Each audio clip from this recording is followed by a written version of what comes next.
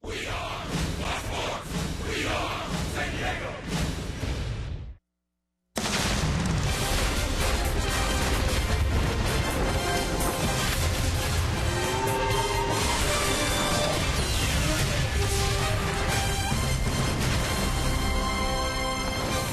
The Padres have traversed the Southern California Bridge, Anaheim to Petco Park. A 4-game series with the Pittsburgh Pirates. Will Middlebrooks in San Diego trying to scuttle the Pirates. Middlebrooks, with 2 home runs the last 4 games, has the power bat going as they try to beat Pittsburgh and Andrew McCutchen, the All-Star. The Buccaneers have won 6 in a row. They're red hot coming to San Diego as we welcome you to beautiful Petco Park, downtown San Diego. The first of the 4-game series, the Pirates 2 games over 500 against the Padres, resting 2 games under 500. And good evening, everyone, with Mark Grant, Dick Enberger. Pleased that you're with us. Great to be back home. The Padres have won 3 of the last 4. Little momentum going. Momentum going in a lot of ways for the Padres. The starting pitching, we talked about the bullpen, and Ian Kennedy, who had quite a start last time out against the Dodgers. Hopefully he can set the tone of this road trip and these 4 games against the Pittsburgh Pirates. 6 innings, 6 hits, no walks, a big key. But you know what else is another big key, Professor? What? He maintained the velocity, about 91, 92. He located his fastball, the curveball down in the zone, and when he had 2 strikes, yeah, he would go up the ladder as well. So Ian Kennedy was locked in, had the release point, and he gave up a home run, the first hitter, but then shut down the Dodgers. And what has A.J. Burnett been eating and drinking at age 38? He has the best ERA in the entire National League. He has mentioned that this is most definitely going to be his last year. Maybe he's taking a little bit of pressure off. I think it's because A.J. Burnett is learning how to pitch a little bit more with the 1.37 ERA, spotting the 2-seamer in and out to righties and lefties alike. He's just a strike thrower these days, Dick. Get this, it's the first time since the year 1900 that a Pirate starter has gone the first 9 starts and not given up more than 2 runs. Well, there's been magic on defense on the road trip. What's the secret to the Magic Glove? That coming up.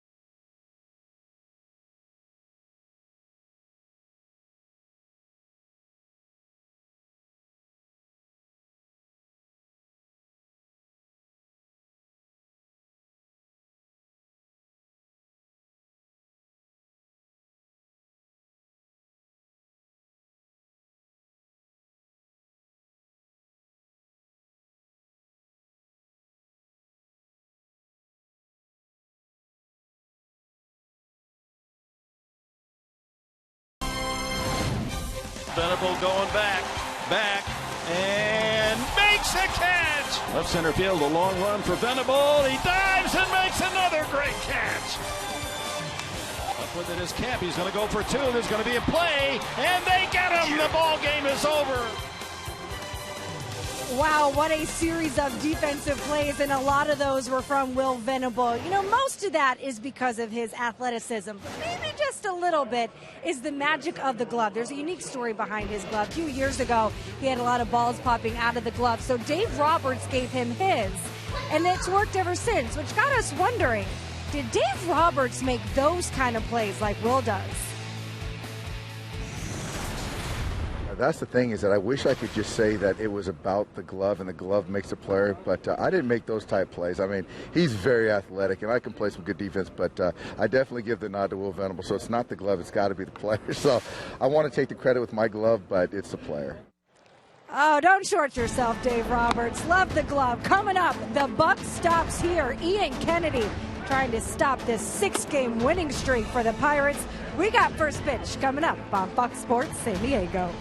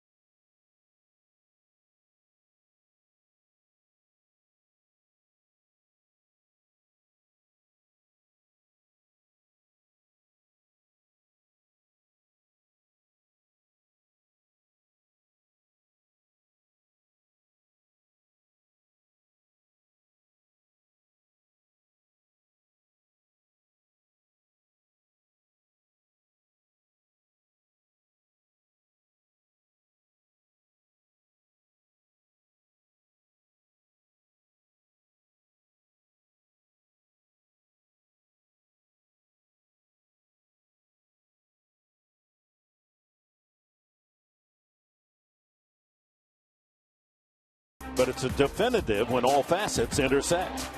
Pitching, hitting, defense. When all three merge, so does full trust, confidence.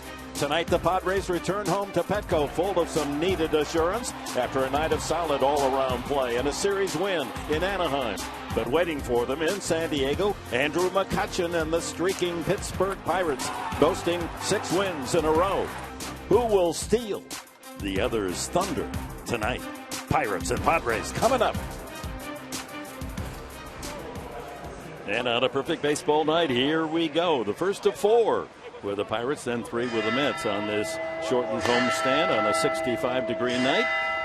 Right-hander Ian Kennedy tuning up, and let's take a look at the starting lineup for the Pittsburgh Pirates. Third baseman Josh Harrison leads it off, then Neil Walker. Andrew McCutchen, the most valuable player in the National League 2 years ago in center field. Starling Marte hits cleanup. Jung Ho Kang, the Korean star, shortstop. Pedro Alvarez, then Gregory Polanco, their budding young player in the outfield. Francisco Cervelli having a terrific year so far, coming over from the Yankees. And then A.J. Burnett. The Pirates lineup brought to you by Hyundai. And a look now at The scouting report on Ian Kennedy. So important for Ian Kennedy to follow the lead like he had against the Dodgers, where he went 6 solid innings, no walks. Why? Strike one was one of the keys. He threw with all 3 of his pitches: the fastball, the changeup, the curveball. He'll cut that fastball sometimes and avoid the walks as well. After that last outing, the leadoff home run, he really buckled down and put together a great outing. And behind the 30-year-old right-hander, here's the Padre defense, brought to you by your San Diego County Ford dealers. Justin Upton in left, Venable in center. What beautiful play they produced in the series in Anaheim. Matt Kemp in right field. Amarista and Spangenberg up the middle. Middlebrooks and Solarte at the corners. And Norris behind the plate.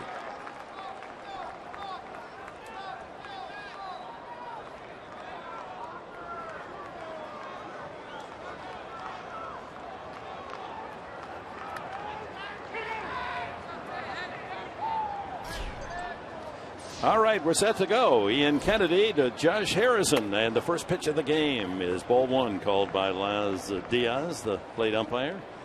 Kennedy 2-4, a high ERA over 6, but pitched well in his last outing against the Dodgers. That's a strike at 89. Clint Hurdle, 57 years young, born in Big Rapids, Michigan. It's his 5th year as the Pirates skipper. First round pick himself back in 1975 by the Kansas City Royals. Breaking ball didn't, and it's 2-1. Kind of a cool night tonight, 65 degrees at first pitch, and a little bit of a breeze here at Petco Park. So let's see if Ian Kennedy can get the feel for those pitches, especially down in the zone with that curveball. High fly ball. Kemp eases to his right and then backs up, ball carrying well for the first out. And that takes us to the keys to the game tonight, brought to you by your San Diego Honda dealers. All right, Professor, here we go. Sink the Pirates offense. See where I'm going there? Yes. Because there are collectively some buccos that are really swinging the bat really well, and Dick will fill you on that as the game goes on. And get Burnett up in the zone. Likes to pitch down in the zone. He's got that 2-seam fastball working, the curveball as well. A lot of swings and misses. So got to get him up in the zone and hopefully produce some runs like they did up in Anaheim. This is Neil Walker, the second baseman, and he takes a strike. Speaking of how well they've been hitting in this 6-game winning streak, the Bucks are batting .308. So they have been producing a lot of offense. Yeah, Walker's had good success against Kennedy. Yeah, they're pitching, they're hitting. The bullpen, everything just collectively has really come together during this winning streak of theirs. On deck is Andrew McCutchen, their superstar. Walker is 8 for 18 against Kennedy with 3 home runs. That's a strike. Delay call by Diaz. It's 1-2.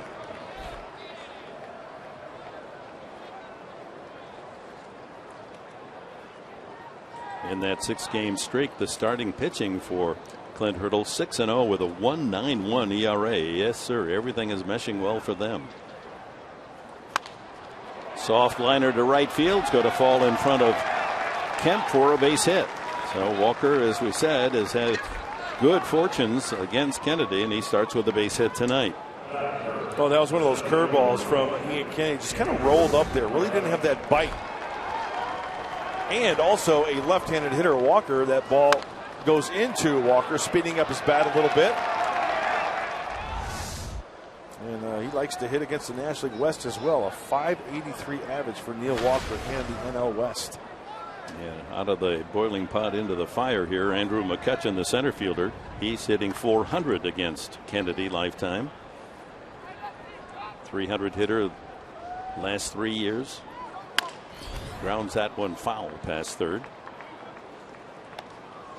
Since 2012, hitting .315, Andrew McCutchen. That's the second best average in the major leagues. But the good news for the Padre fans, San Diego has been his toughest opposing team, hitting only .236 against San Diego pitching.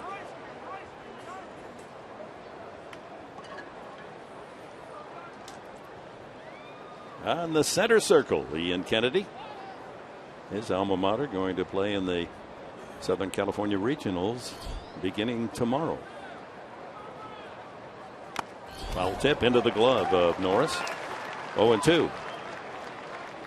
McCutchen, lowest career average against National League. Padres have been the toughest, 236. The Indians, 213.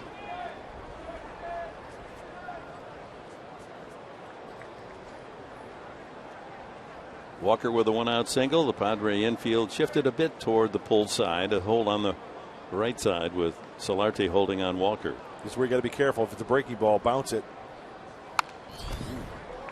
Fastball at 92.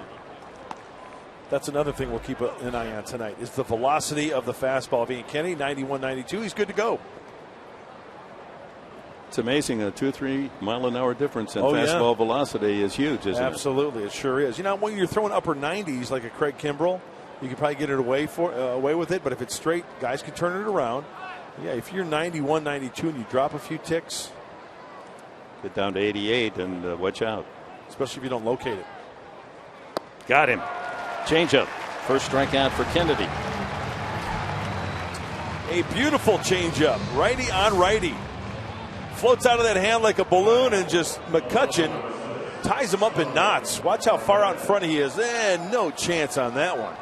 Anytime Andrew McCutchen takes a swing like that, you're doing something right. So 2 away. Starling Marte, 26-year-old from the Dominican Republic. Last year hit .291 with 13 homers. There are his numbers this year. This is a solid lineup.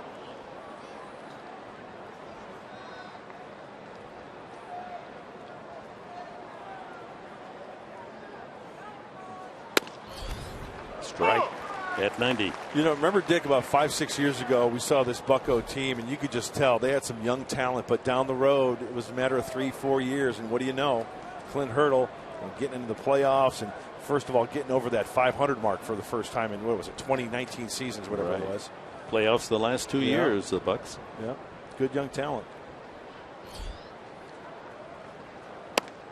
And another strike at 89, so 0-2.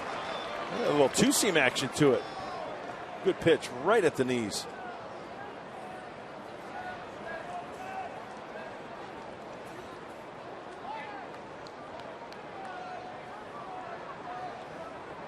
After Marte, Jung Ho Gong, the South Korean, who has produced some good numbers here in his initial year in the big leagues of America.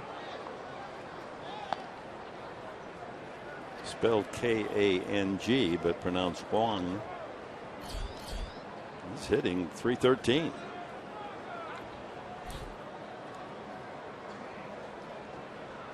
This game, in fact, is being televised back to South Korea. It's 11 in the morning in his homeland. Back to McCutchen, 1-2. Ooh, hit him. And Kennedy racing off the mound as if that ball was off the bat handle. He was ready to field it and throw. Diaz goes out to say something to Kennedy. Marte. Yeah, this is interesting. This ball goes up and does it hit the knob of the bat? Oh, it hit the elbow. Yeah, I think he's got that little protective pad on there.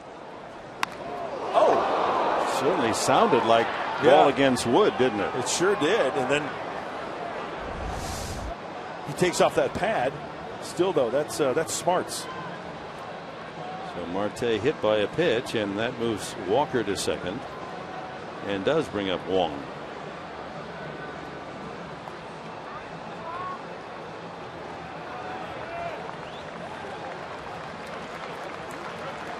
Clint Hurdle gives his hitter a pat on the back and sends him to first base. Walks back to the dugout. He's hurting. He's still hurting badly.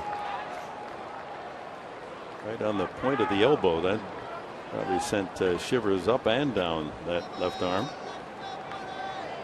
So a walk or a hit batsman and a single. And the Pirates have something going. And here's Jung Ho Wong. And he drills one to deep left field. And when it comes down, the Pirates are going to lead 3-0. Oh, that's going to please the folks having lunch in Seoul. National television. And their man has come to America and delivers a big blow early. 3-0 Pittsburgh.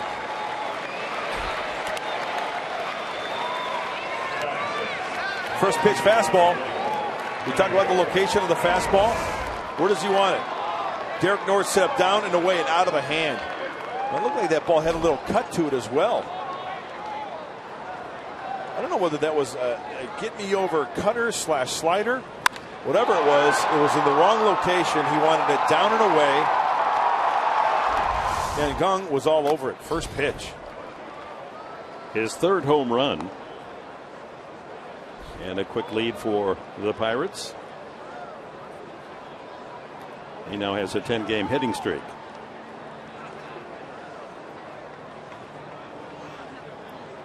Brings up Pedro Alvarez, who's been hitting some tape measure home runs this year. He grounds this one into the shift. Spangenberg out in shallow right to throw him out. But damage well done. A looping single, a hit batsman, and a long home run by Gong.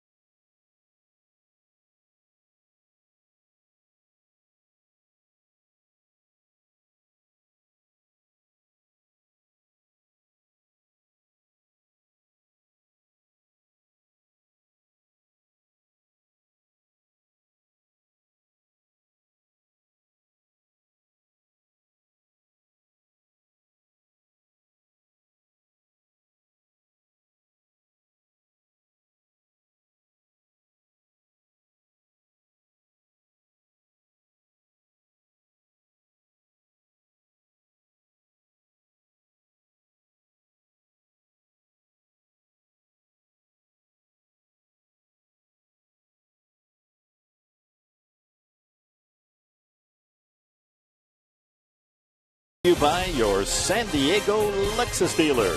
By Petco, what we feed them matters. And by Sony, the leader of 4K Ultra HD.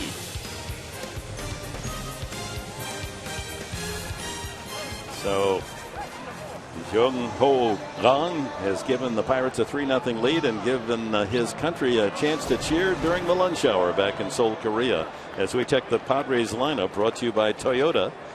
Solarte, Venable, Upton the first three. Kemp and Upton again switching places in the middle of the lineup. Then Norris, Spangenberg, Middlebrooks, Amarista, and Kennedy against A.J. Burnett. Alan James Burnett. His first pitch is a strike. And he's got a 3-run lead, and in his first 9 starts, opposing teams have averaged 1.37 earned runs against him. Inside, 1-1.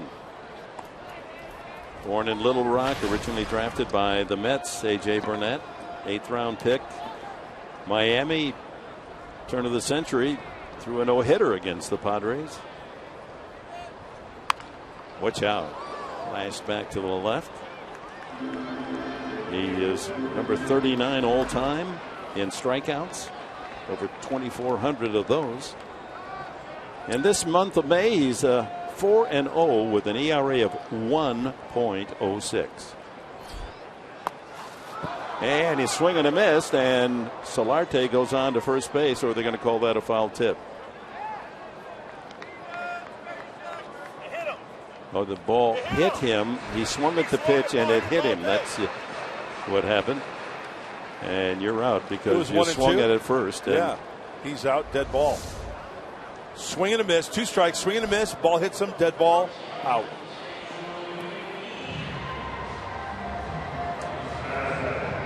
Breaking ball. Yeah.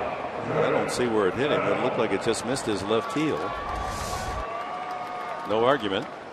Will Venable fouls it away. 8 for 19 against Burnett. One of the few hitters in the league that has enjoyed success against his veteran right-hander. That pitch that we just saw, that hit and swung on and missed, Solarte, is exactly what Steve Finley was talking about in the pregame show with Burnett. That two-seamer into lefties coming back, and then the slider down towards the back foot. There's the slider outside in, 0-2. Now we got a long ways to go, but the challenge has been set by the Pirates with an early 3-0 lead, and their top pitcher, ERA, top in the National League, on the mound. Justin Upton next.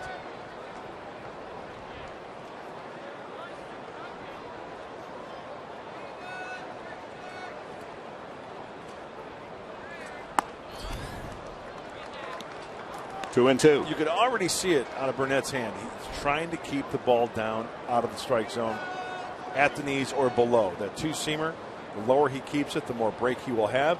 Here comes a fastball in. Let's see if he tries to bring that two-seamer back in. Line to left field. Will it stay fair? Just foul down into the seats in Souvenir Corner. Time now for the Pirates Scouting Report, brought to you by Verizon Wireless. A.J. Burnett into his 16th year in the big leagues. He's got the two-seam, the four-seam fastball, curveball, changeup. We'll kind of throw it a little harder, two axes, almost like a slider. A lot of swings and misses on that curveball. We just saw that against Jan Hervis Solarte. Another foul by Venable.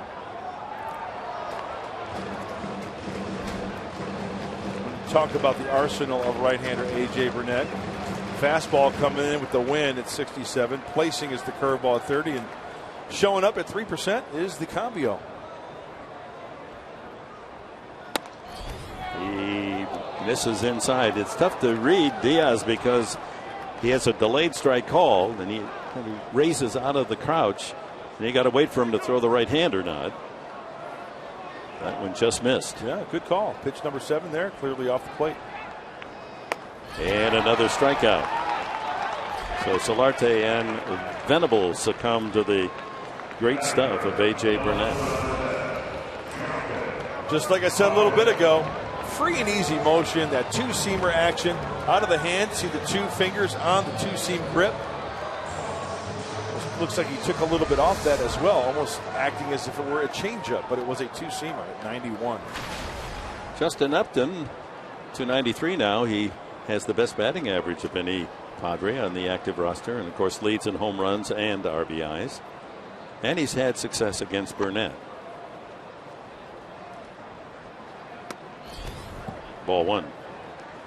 In fact, he's 6 for 14 and 2 of the 6 home runs.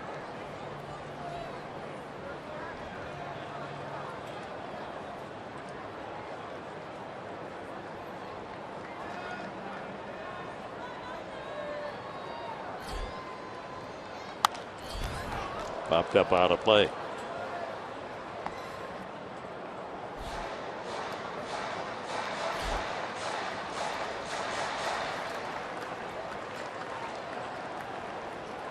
Should Upton keep it going here in the first inning? Matt Kemp hitting cleanup would be next.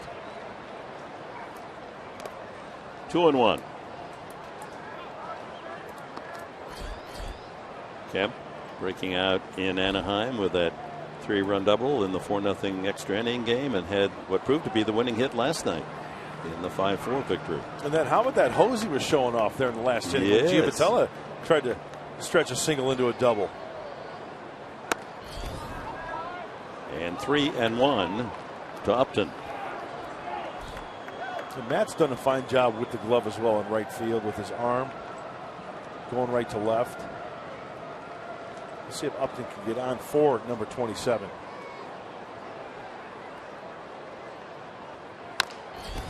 And the count full to Justin Upton.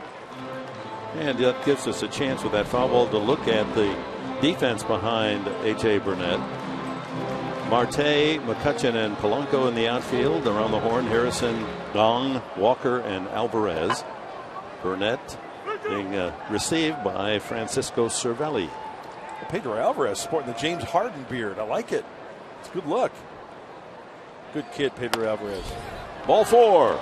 So after a couple of strikeouts, Justin Upton works Burnett for the first walk of the game against the native of Little Rock. That sends up Matt Kemp. He is 0 for 8 lifetime against Burnett. Well, last year, A.J. Burnett led the National League in walks with 96. He's not many walks this year. He is around the plate, so hopefully the Padres can take advantage of that. Yeah, what a transformation of this guy from Philadelphia last year, where he led the National League in losses. 8-18 was his record. Now he comes over to Pittsburgh, returns to Pittsburgh, and pitching lights out. Kemp takes strike one. 92 on the fastball.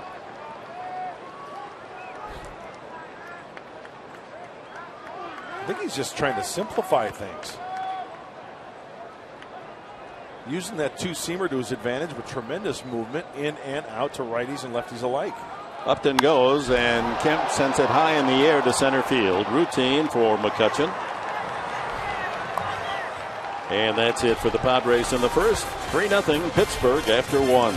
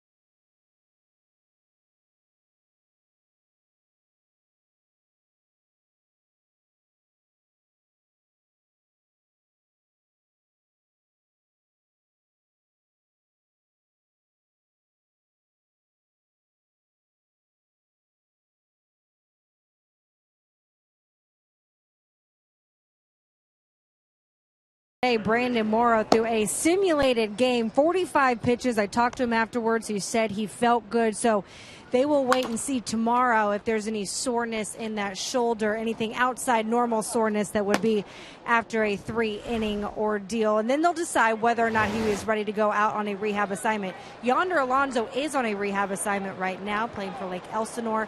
And throughout the weekend, he will head to El Paso. One other note, this is, I think, maybe the biggest deal of all of them. Will Myers is going to take some swings in the cage probably this weekend. Not at full speed, but just to test it out and see how that wrist feels. So some positive news from the Padres injury reports. Well, keep those coming, Chris. That's good news indeed. Gregory Polanco, highly touted young outfielder for the Bucks, leads it off here in the second. And it's 1-1. He's just 23, another product of the Dominican Republic. Came up for half a season a year ago, hit .235 with 7 home runs. 2-1. Polanco, then Cervelli and Burnett. Kennedy giving up a single hit batsman and a 3-run homer in the first inning. Boy, Andrew McCutchen going back to the prospect look. He cut all the locks. Remember, he had the long hair working. That's right. The braided long hair. He really, that is a change in appearance, isn't it? And you know what a good kid, what a great face for baseball as far as one of the guys. You know, Mike Trout, Andrew McCutchen, MVP. You always hear good stories about Andrew and the type of kid he is in the clubhouse and away from the field as well. Fouled off third, and that'll land just on the edge of the third base dugout. Well, you mentioned Trout and McCutchen, two players that mine center field so brilliantly. They make sensational catches, and then when they're on offense, they can do it all. 5-2.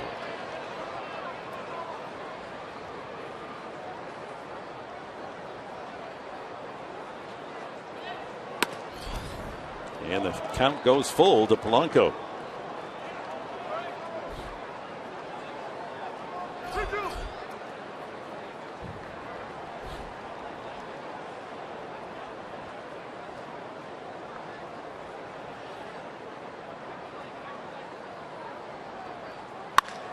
Hit well to center field. That has Venable on his horse all the way back to the wall, and that's gone. Polanco drives one to center field for another home run, and the Pirates come out swinging. This team that has won 6 in a row, landing in San Diego and brought all of its power package. It's 4-0. Number 2 for Polanco. Well, prior to this year, only 277 at-bats at the big league level. Now let's get to that pitch. 3-2 fastball, and Polanco takes it the opposite way with some authority on the line. That's a nice swing. That's a nice approach by Polanco. Off the bat, you thought that might be extra bases, but plenty of steam behind it to carry all the way over that barrier in left center. Francisco Cervelli, acquired from the Yankees in the offseason, and hitting .308.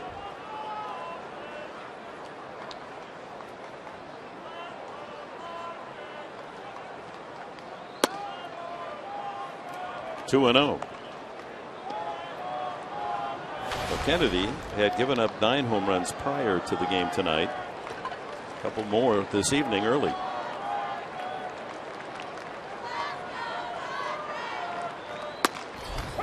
It's a strike, 2-1, 90 on the fastball.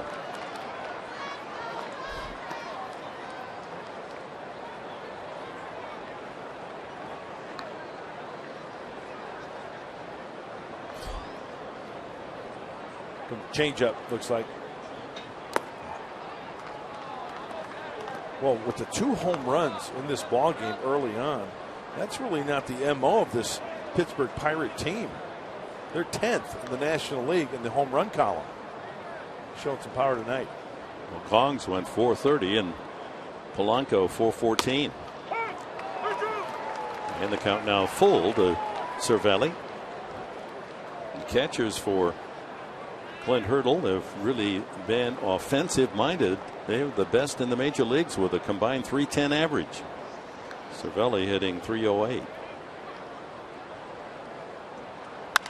Sharp ground ball to the right side. Spangenberg to glove and throw him out for the first down here in the second.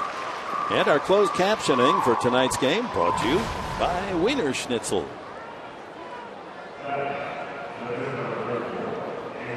H.A. Burnett, the pitcher. In his long career, he's had plenty of chances to swing the lumber. He has 54 career hits. Now and then he'll tag one. 115 average. 3 home runs.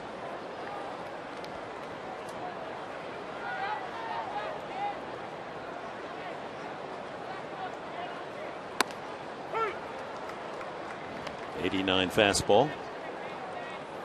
He has said publicly this is going to be his last season no matter what. Will be interesting though, Dick. Yeah, I don't know. Say about he wins that about 15 wins. Let's say hypothetically, he's got an ERA or whatever. Hey, the way he's throwing the ball, maybe second thoughts. Well, according to the people in Pittsburgh with the team, they say at this point, most definitely he said it was his last season. Stay tuned, ...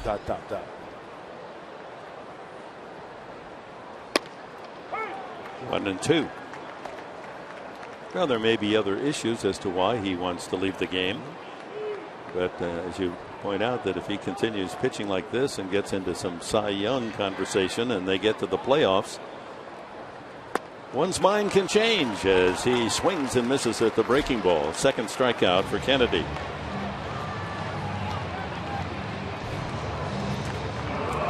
This Saturday, Baseball Night in San Diego giveaway features a Matt Kemp Padres replica jersey presented by Petco. That's a camo too, isn't it? I believe it is, yes, for every fan that is in attendance. Every fan in attendance. So get your tickets for the 7:10 p.m. game against these Pirates.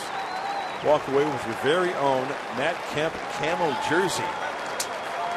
Applause in the background as the scoreboard shows that last strikeout was Kennedy's 1,000th in his fine career.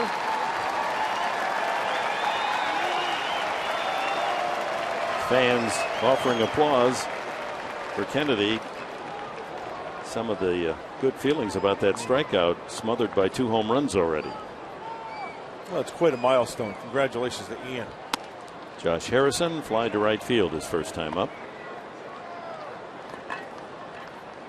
Harrison, 27 years of age, product of Princeton, Ohio, went to University of Cincinnati.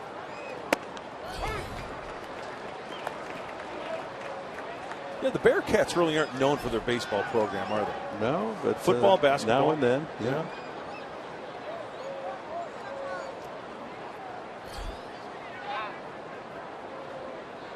He was a 6th round pick by the Pirates. Actually, by the Cubs in 2008, and then acquired by Pittsburgh from the Cubs in a trade that sent Tom Gorsolani to the Chicago Cubs. Good deal for Pittsburgh.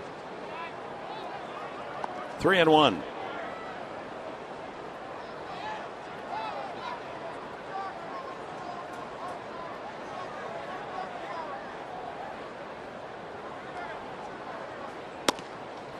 And a walk. First from Kennedy tonight with 2 outs. Harrison aboard. Here's Neil Walker. Floated a single to right field his first time up, and Darren Balsley doesn't like what he sees, especially that scoreboard showing 4-0 on a couple of home runs. He's going to go out and try to square away Kennedy. It may have spotted something that is a flaw in his delivery. He's got that keen eye for all the little things, and sometimes in a short visit like that, he can straighten a pitcher out. Could be the arm slot, could be the stride, could be falling off to the first base side a little bit. Well, this is one of the things that Bud Black said that really was upsetting when the pitching wasn't pitching that well. 2-out walks, leadoff walks, 0-2 hits, just fundamental pitching that the Padre pitching staff just wasn't executing. But they've turned that around, most definitely. Runner goes. Throw by Norris. And they don't quite slap that tag on the backside of Harrison. He's in there.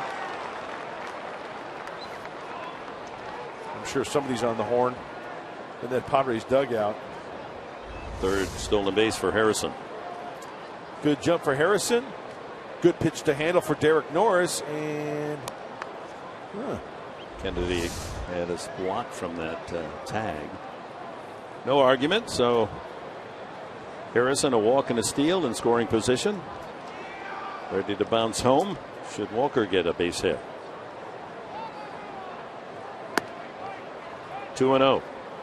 89 on the fastball. That's an issue I talked to Darren Balsley about. We talked about the velocity sometimes for Ian Kennedy going down around 88, 89. And it really made sense. Said sometimes pitchers try to overthrow a little bit, even on the fastball, and it will flatten out. The velocity won't be there. That line foul past the dugout on the first base side. That's a sweet looking hoodie. Camo hoodie. He's got the beard to belong in the bullpen, doesn't he? Let's watch this grab by this gentleman. Barehanded, he tips it, and on the rebound, he sticks it. That's nice. That's beautiful. Don't bother me, she says. I'm busy watching the game. Swing and a miss. 2-2. And sometimes the body will get out ahead of the arm, and the arm will drag on the fastball, and then that's another reason why the velocity might be down a few ticks as well.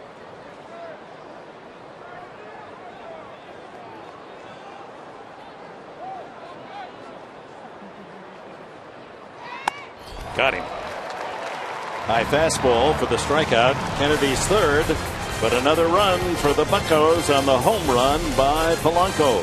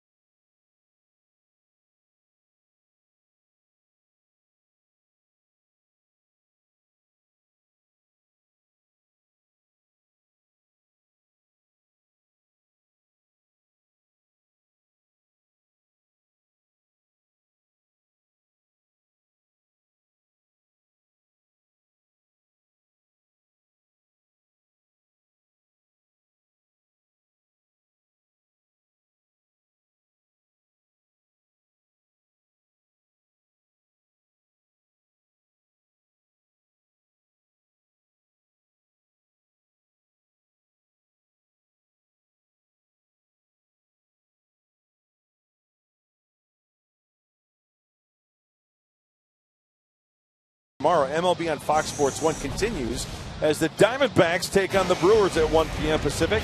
Then at 4 p.m. Pacific, it's a baseball night in America on Fox as the Dodgers square off against the Redbirds of St. Louis. Coverage begins at 1 p.m. Pacific on your home for baseball every Saturday, Fox at Fox Sports 1. And after you enjoy that doubleheader, join us at 6:30 on Saturday night. Fox Sports San Diego, Game 3 of the 4-game series with the Pirates. Derek Norris leads off the bottom of the second inning for the Padres, trailing 4-0. Well, you were on the road trip, the big concert, Rolling Stones concert, and I guess there were some 50,000 folks, and that doesn't count the thousands that were outside the stadium. And, of course, with all that traffic on the ball field, a major groundskeeping job to get it in shape. There are signs of the stage and some of the seating on the field of play, but what a good job Matt Balo and Peter Hayes, Eric Moreno, Danny Losito, and Alex Maddox did to get the ballpark in shape for this home series. You know, the only thing that sticks out is the discoloration of the grass, but it's good to go. These guys did an outstanding job. Yeah, there's no bad hops out there. It just doesn't look as nice as when it's all verdant.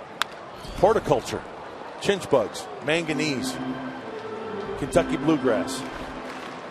That's very important stuff that these guys take pride in doing, and they do a fine job at it. Look at this, Mark Grant. We didn't see Derek Norris have to face a shift until tonight. The Pirates have decided he's pulling the ball a lot, and they've stacked him up on the left side. Spray charts. A lot of those hits that Derek Norris have gotten in the past, you betcha. On the left side for Pittsburgh. Student body left. He does get a lot of base hits through the 5.5 hole and doubles to left center and left field corner. Right up with the major league leaders in doubles, by the way, with 17.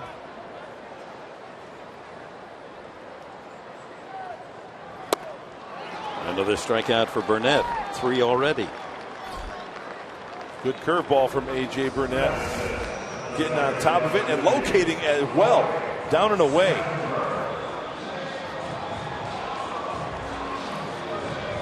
Tough to stay back on that and try to drive that the other way, especially with 2 strikes.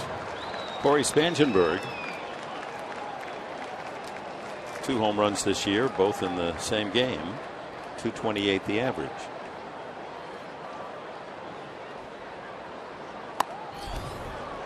And Spangenberg, his reputation all through the minor leagues was he hits the ball to all fields. So as he looks out at that defense that has him to play as a dead pull hitter, he must be saying to himself, wait a minute, something's not right here. That's what he needs to do. Go the other way. That's where the hole is. And a sharp single by Spangenberg is the first hit for the Padres tonight. That's one of those backdoor curveballs that A.J. Burnett likes to throw. Left it up a little bit. Let's watch Corey let that ball travel on contact. It's right at the belt buckle, it looks like. Rather than trying to pull it. Hands first, barrel follows. And a ground ball to the left fielder. Brings up third baseman Will Middlebrooks. Will Myers pacing the dugout. He's like a cage creature. I mean, he just wants to get back in that lineup. Let's hope he can swing the bat this weekend. We're going to find out. Middlebrooks, a long home run last night. 2-run shot that helped the Padres to a 5-4 win against the Angels. Now has a half dozen. That's second most behind Upton's 12 on the team.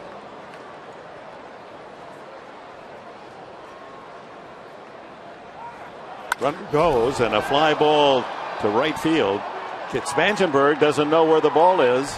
They put a bluff on. He better hurry back to first base, and there he goes. That was interesting. The center fielder McCutcheon, trying to deke him, ran over into left center field like the ball was through there because Spangenberg didn't know where it was. It was hit behind him to the right fielder, hoping that he would freeze at second base. You know, it might be part of that night as well, Dick, where it's tough to see that ball off the bat. But, yeah, you're right. McCutcheon, I'm sure a lot of people were following him, thinking that the ball was hit that way. Glenn Hoffman yelling at Spangenberg, get back. And they want to make sure that he did indeed touch the base again on his way to return to first. And he did. Here's a McCutchen. Watch him. He's acting like, oh, the ball's out here. Maybe where is it? In Spangenberg. Yeah, and Corey got to second base and just stayed on second base. He did not round the bag. 2 outs to Alexi Amarista. May surprise you with Burnett's success against so many outstanding hitters. Amarista 5 for 15 against the right-hander, 2 doubles and a home run. That would be sweet here. Trailing 4-0.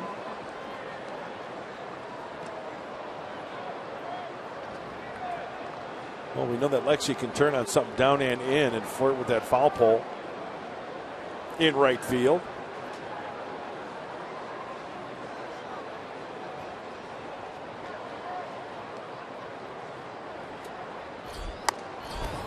One and one. Pitcher Kennedy on deck.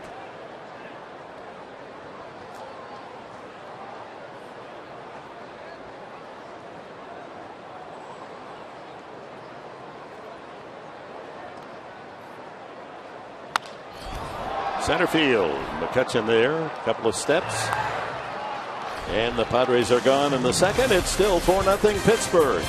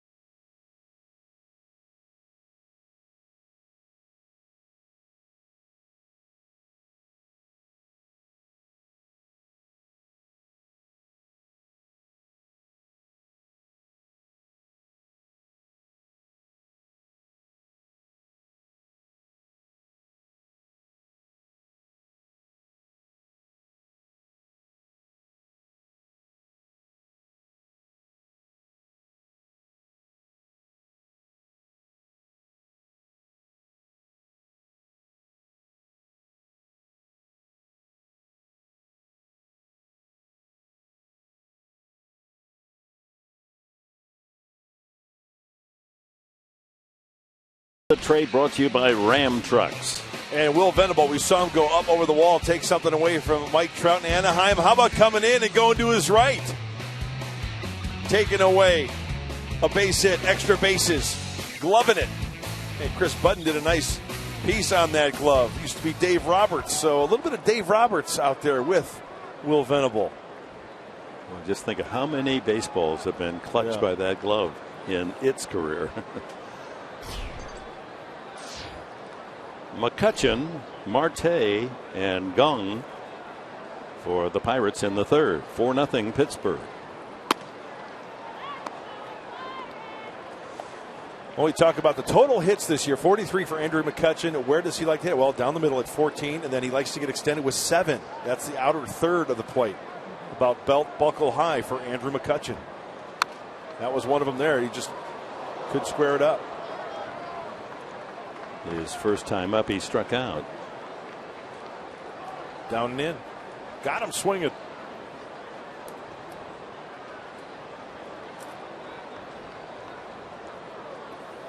Away, went up the ladder, and then got him down and in on the changeup. That was the changeup indeed. And there's another off-speed pitch, a curveball, 2-1. So 50 pitches coming up here, and we're just at the opening of the third inning.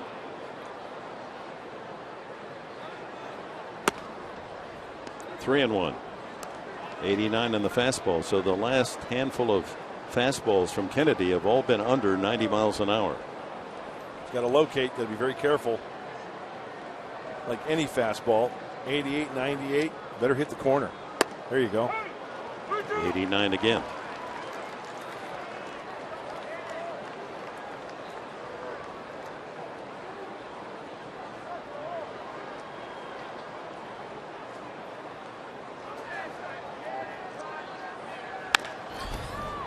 By Middlebrooks and under the dive of Amarista, and McCutchen aboard on a base hit. And time now for the T-Mobile Game Changer. McCutchen with that base hit, and that's our target here on our T-Mobile MLB ranking since 2012, hitting .315, second best in the majors. Third in runs, on base percentage fourth, extra base hits fifth. He's a superstar. Probably the starter in center field for the National League in the All-Star game upcoming. Marte hit by a pitch, his first time on the elbow, and he droves one. It's a home run derby for the Pirates, way back. Another homer, and it's 6-0.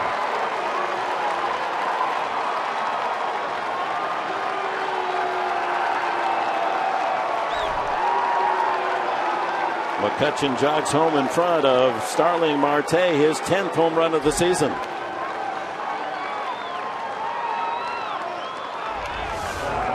As I mentioned earlier, any fastball, whether it's 88, 96, if you miss a location, the big league hitters are going to square it up, and that looked like the case there. First pitch. We saw it from Gung, saw it from Marte. Boy, he didn't even use a stride. He just picked up that heel, stayed on his front toe. It's almost as if they know what's coming. 3-run shot by the man at the plate, Jung Ho Gung. A solo shot, Polanco deep to center. And Marte now, and all three of them 400 feet or more. Nothing cheap about any of the home runs. They were blasted.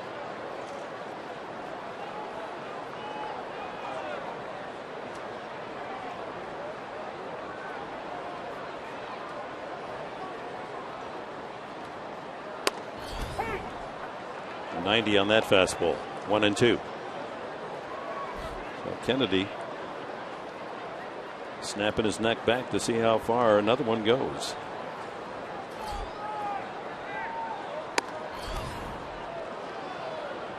Two and two.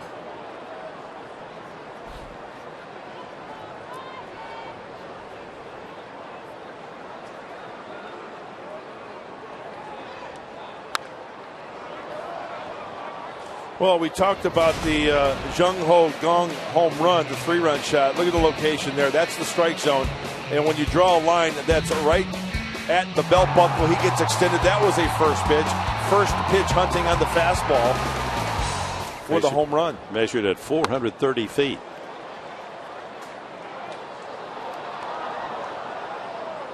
The home run by Marte at 377, but that's always a count that is shortchanged, because when you hit the Western Metal Supply Company, it stops at flight and doesn't get measured all the way to where it would fall without a building knocking it back.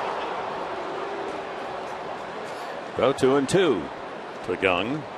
He's 28, 9 years in the Korean Professional League, hit career .298. And he rolls this one to Middlebrooks. One away. That'll bring up Pedro Alvarez.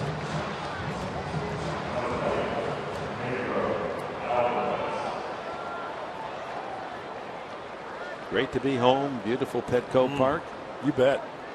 It's nice to be able to stay in Southern California on the road trip to Dodger Stadium and the Big A.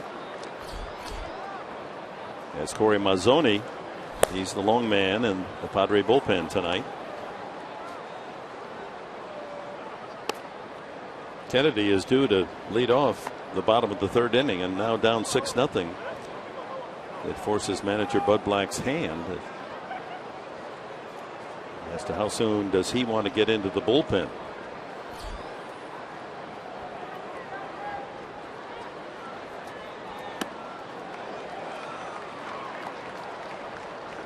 One and one. There's a loyal young Padre fan. Keeping the faith. Proudly waving that banner. You bet. 2-1. Yeah, looking at the schedule, you always look ahead in a situation like this. If a pitcher is getting that pitch count up, now 65th pitch will be the next pitch. Off day for the Padres will be a travel day next Thursday, the 4th of June.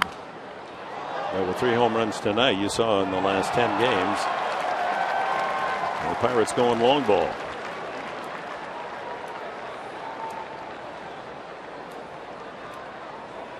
Oh, that was nice. That gentleman giving it to a kid.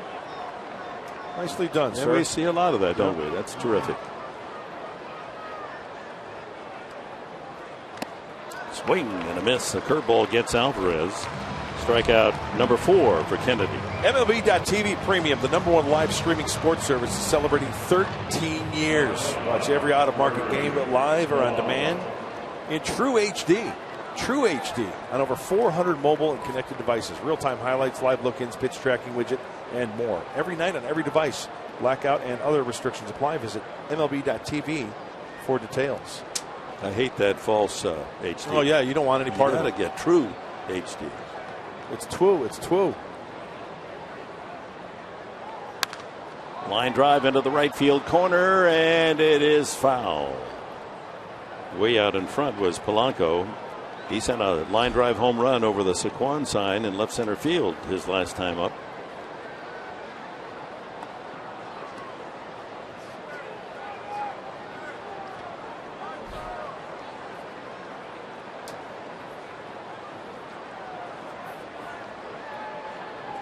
Base is empty. 2 outs now in the 3rd. High fly ball back is short. Late break by Upton, so Amaristo will make the play for the final out. Middle of the 3rd here at Petco. 6-0 for the visitors.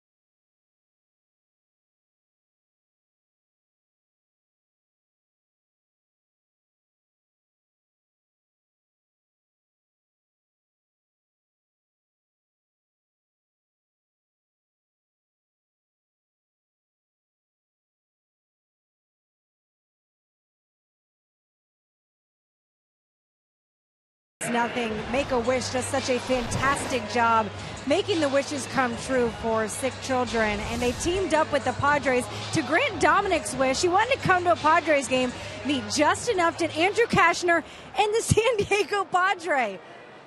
The San Diego chicken, excuse me. So he got cleats from Andrew Kashner and got to hang out with the chicken, who I thought had retired and was living in Boca, but apparently he came out and was playing golf. He night out at the ballpark today. Yeah.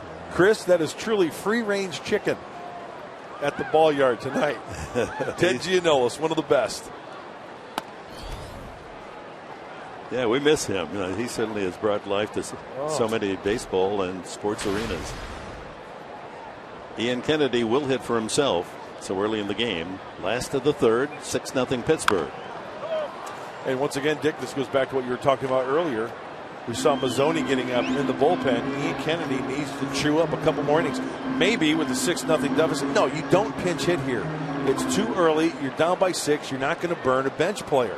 So don't think that, you're throwing in the white towel. That's not the case. It's not only burning a bench player, but burning a man in the bullpen. Exactly. Then that starts to revolve. Chopper to the second base side. Walker down on a knee to throw him out. And we go to the top of the order, Jan Solarte. Don't forget, Saturday night, the Matt Kemp camo replica jersey. Also the pocket squares that you can use also as a pet collar, handkerchief. The bandana? Bandana. Yeah. You use it as a pet, but also their pocket squares, folks. I'm going to do that. Be chic. Come on out Saturday night. Everyone gets a Kemp jersey. That's great. And the pitching matchup, Tyson Ross against Charlie Morton of Pittsburgh. Solarte struck out swinging the first time. Tomorrow night at 6:30, Fox Sports San Diego, we kick it off with James Shields going for his 7th win. He's 6-0 against Francisco Liriano. Got ball up the middle, but the shift is there, and that's the shortstop. And Gong makes a nice play.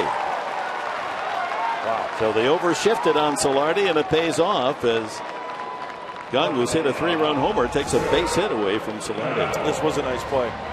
That ball actually looks like it's slicing off the bat. Quickly to his feet, firing a strike.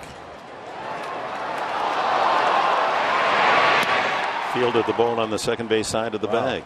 So the shift takes another hit away. Gung very gung-ho tonight with the bat and the leather. Will Venable struck out swinging the first at bat. Home runs in each of the first 3 innings for Pittsburgh against Ian Kennedy for a 6-0 lead. 0-2. That's the kind of pitch that'll have the hitter talking to himself.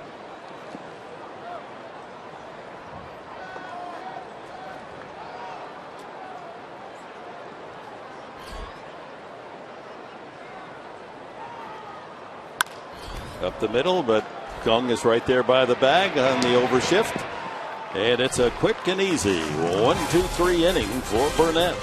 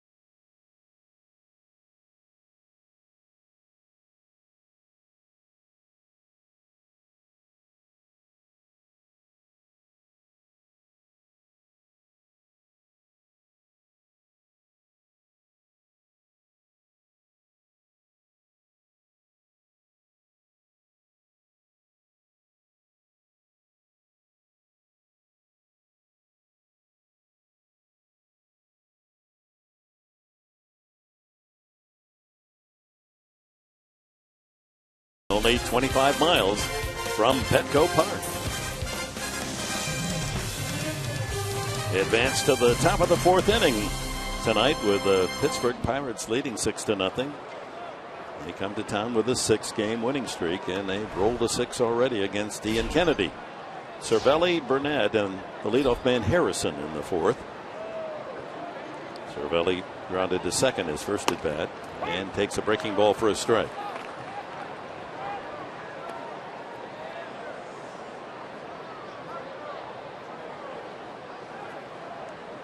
"29 years old. While he lives in Venezuela and born there, he's of Italian descent. Played for Italy in the World Baseball Championships, and been a good hitter. I mean, with lifetime, a .278 average. This year, .308 after a miserable season a year ago, but didn't have a lot of at bats. There's the fastball, but just at 88. That's why it's ever so important to hit those corners. He threw that pitch in. He missed way in, but it's a 2-1 count. Now he's got to be careful here. 3-1.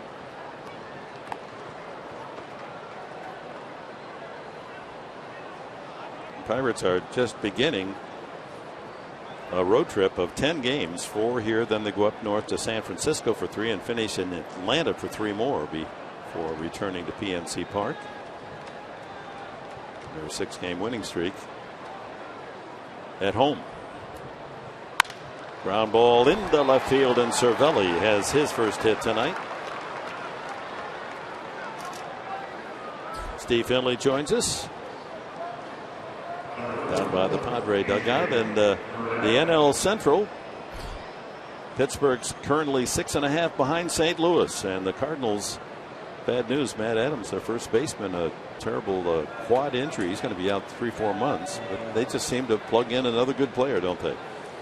Oh, well, they do. The NL Central has got a lot of good teams and a lot of good young players. It's hard to believe the way the Pirates are playing right now. They're 6 games behind, but I think that's a testament to how good the Cardinals have been. And, Steve, it's interesting. The St. Louis Cardinals, it seems like every year they come up with an injury. Molina in the years past, Wainwright this year, Adams now. They are always in the middle of things, and you look, they're 5.5 games up. How do they do it? I think they stock their minor league system. They've just done a good job with their player development and the players they go out and get. I mean, it just shows, because when they do have an injury, they've dipped into that minor league system. They don't typically go out and make too many trades. They've dipped into their minor league system, and the kids that they've brought up have done an incredible job. Yep. Burnett trying to move the runner up. No one out here in the 4th. Cervelli at first base with a base hit.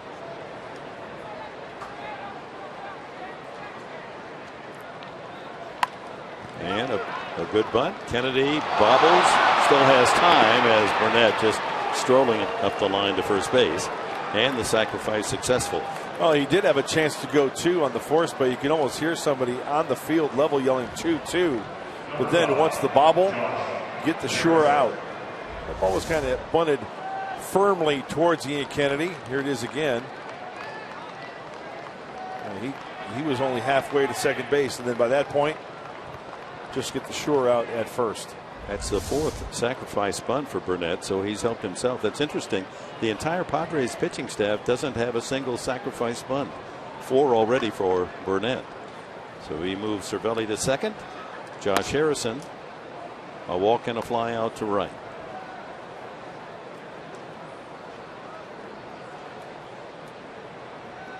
The last 12 games, Harrison's been hot, hitting .426. Not a bad average at .290 with runners in scoring position this year.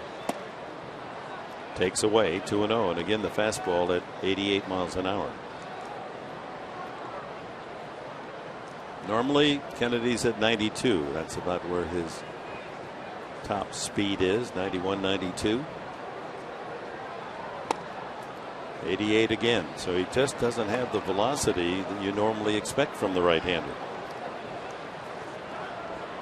And some of those fastballs have been driven a long way tonight by Pittsburgh.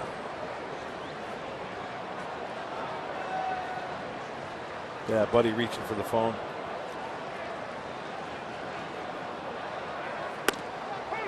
.88 again, 3 straight fastballs at the same speed. Home runs by Gung, a 3-run shot, Marte a 2-run homer, and a solo blast by Polanco for all 6 Pittsburgh runs. And a walk. They're really working around that last pitch. Arm angle dropping a little bit and working around it. rather than staying on top.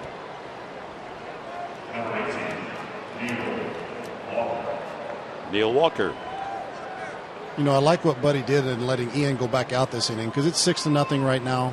Let him try to work through some mechanical issues and hopefully keep the bullpen out of the game for as long as you can. Absolutely, Steve. I totally agree with you because there are so many factors, and Dick brought one up. You have to worry about burning a bench player. You have to worry about getting a reliever in there too early. And it's almost like an American League type game to where you leave there's no pitcher hitting, so you can leave your pitcher out there to see if he can find that groove. And next thing you know, he chews up 2 more innings. Not the case every time. Just saying hypothetically, he chews up 2 more innings, and then you're into the 6th. Absolutely. And it can save the bullpen for the next few days by doing something like that. Absolutely. Sean Kelly is getting loose now.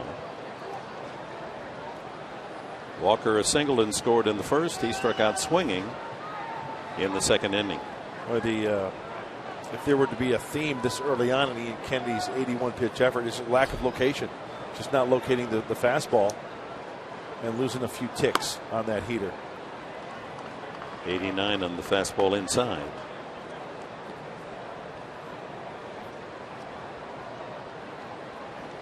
Neil Walker's had a dream athletic career to be able to be a superstar in high school in Pittsburgh in all 3 sports, and then signed by the Pirates, stay at home, and a big leaguer wearing that Pirate uniform. And that's not easy to do because there are a lot of guys who do that and they can't handle the pressure of being in their hometown. They're getting pulled from every direction. You're right, though. He has put together a nice little career. Closest for the Padres, of course, it'd be Tony Gwynn and Adrian Gonzalez. Although Gwynn high schooled in Long Beach, but we adopt him as a San Diego State Aztec. Mr. Padre. 2-1 to Neil Walker with McCutchen on deck.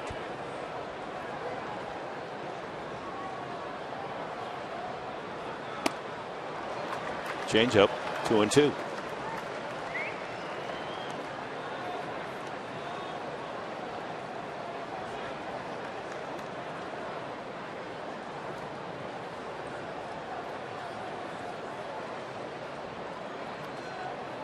Pirates got the Chicago area code working up there on the line score. 3-1-2.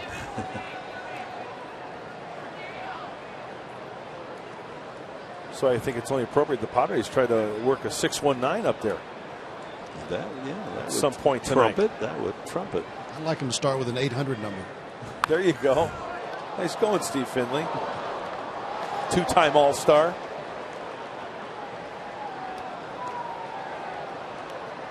Neil's father, familiar, Tom Walker, pitcher in the big leagues with Montreal, Detroit, St. Louis, and the Angels. 6 years in the bigs.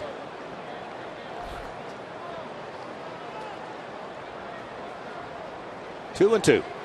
Got him. High heat. 5 strikeouts for Kennedy. Tomorrow on Fox Sports San Diego, Padres POV, presented by Sycuan Casino, returns. This week, Allie finds out how the grounds crew prepared for the big Rolling Stones concert. Plus a very special tribute to our Hall of Fame announcer, Mr. Dick Enberg. You don't want to miss it. That's tomorrow after Padres Live on Fox Sports San Diego. How's the old soup on, Professor? Still hurts. Yeah? The labrum lob, they're calling it now. Oh. Yeah. I like it. High fly ball deep to center field. Racing is Venable. He has to play it off the wall. No, it skips over the wall for a ground rule double. Another run will score. It would have been 2 more, but the ground rule double means that Harrison has to stop at third. 7-0. And a merciful walk to the mound for Bud Black. Oh, it was a hanging breaking ball. Andrew McCutchen had that foot down, had his hands back. He actually paused in that swing, recognizing that pitch just rolling up there for the ground rule double. Had it stayed in play, it would probably have plated yet another run. So Kennedy An off night for the right-hander, leaves with the Pirates ahead 7-0.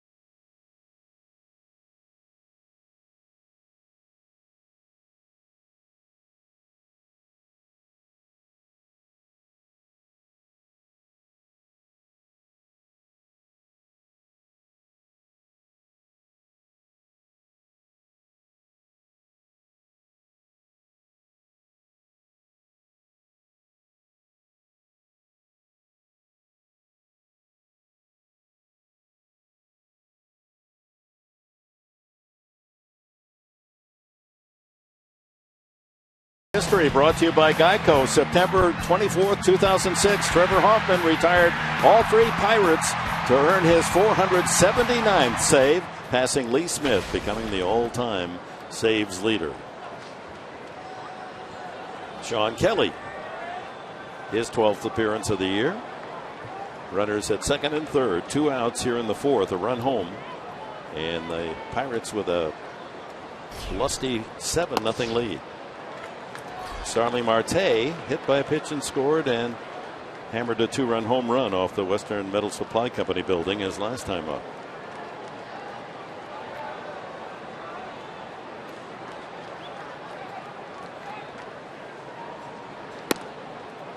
One and one.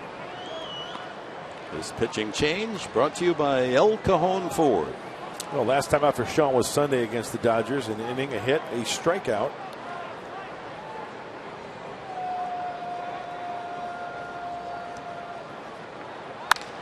That ball hammered high and deep to right center. Venable getting back to the warning path and grabs the out. A long out off the bat of Marte ends the 4th as the Pirates score another. They lead it by a big score.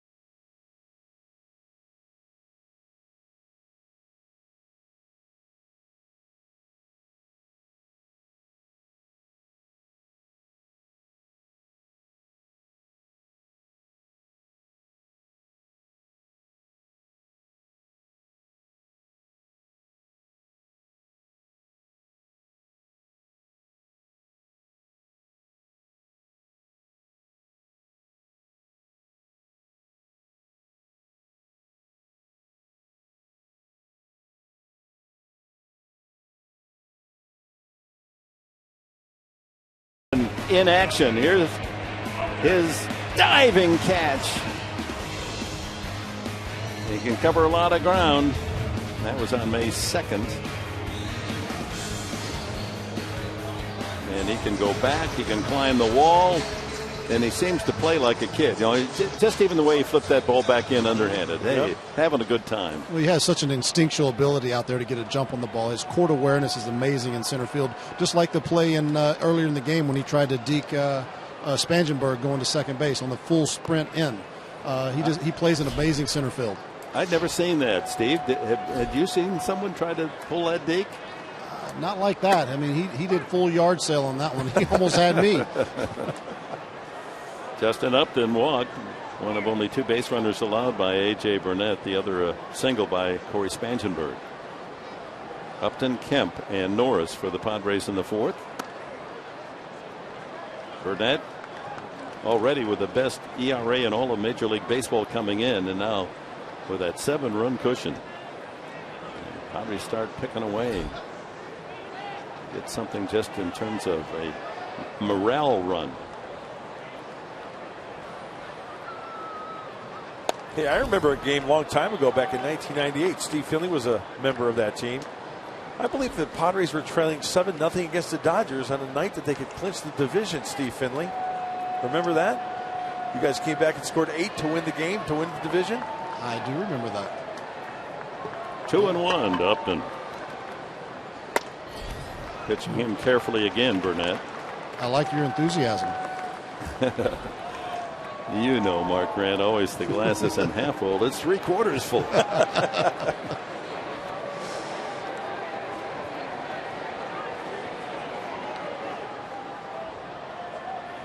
Upton drives it into left field for a base hit.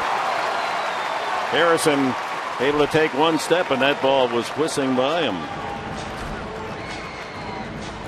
The leadoff man on for the Padres, and here's Matt Kemp. Well, we always say that home runs are crushed. Even singles can be crushed. Just out of the reach of Harrison at third base. That ball was crushed off the bat of Justin Upton. Got to start chipping away there, Chippewa. Okay. You know, the Chippewas are going to be here in September. I'm alerting you right now. Okay. There's going to be a Central Michigan night here at Petco Park. Cool. Oh, my. Hail to the Chippewas. Hubba, hubba. Upton going to steal a base. They figure 7-0 Pirates. They don't expect the Pirates to even take a chance at stealing, so why not? Upton has his 10th steal of the season. He leads the club in that category as well. A.J. Burnett with the 7-0 lead. He's trying to just concentrate on getting outs and throwing quality strikes, so why not? Upton into scoring position. I like it. Play aggressive baseball. Kemp flied out the first time. 0-2.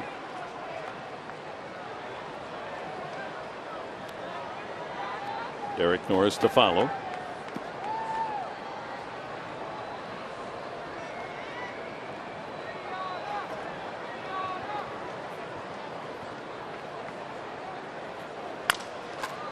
Rolled to third.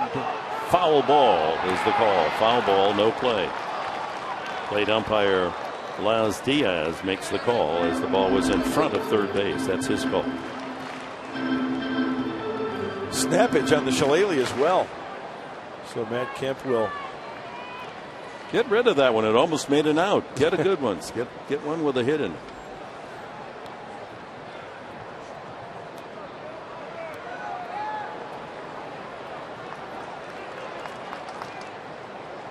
Steve Finley, what type of bat did you use? I used an M110. Ash or maple? I went to maple in 1996. Why? Carolina clubs. They came out with a Japanese maple. Oh my God, was it hard. Used one bat almost the entire year. Really? Oh yeah. And he strikes him out for Burnett, number 4. Then the wood changed a little bit, and bats started breaking really weird. That's when you start seeing the heads fly halfway out to the infield. Is that in part not only because of the quality of the wood, that through the years the handle of the bat has become thinner and thinner and thinner? You know, you look at those old photos of the big hitters, you know, and that handle was twice the size of that. Oh yeah, I picked up some of those old bats, like one that looked like Babe Ruth used, and I could barely get my hands around it. Railroad ties. You couldn't tell which end was the head of the bat. Derek Norris struck out his first time. Padres have a man in scoring position here in the fourth. Try to dent the board where the Pirates leading 7-0.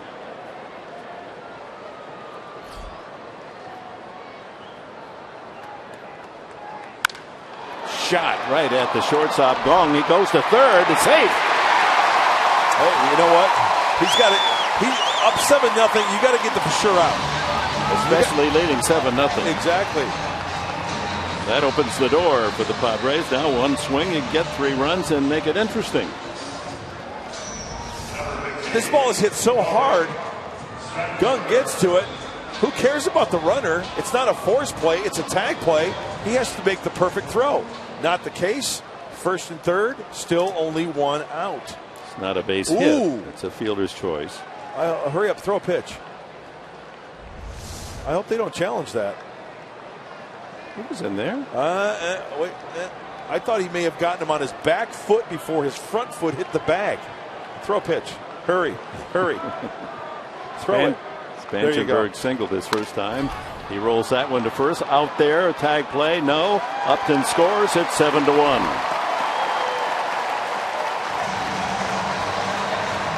Well, the Padres on the board. That brings a splattering of applause from the faithful here at Petco.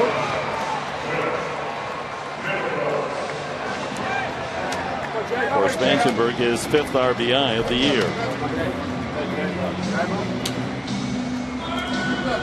Dick, here's that play at third. Watch his foot right here.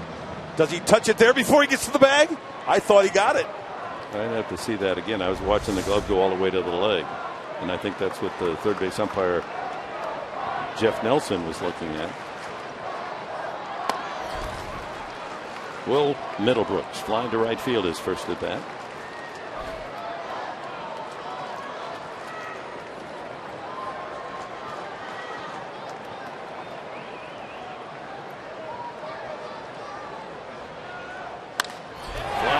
Center field. That'll drop for a base hit. Around second, third comes Spangenberg, and he will score at 7-2.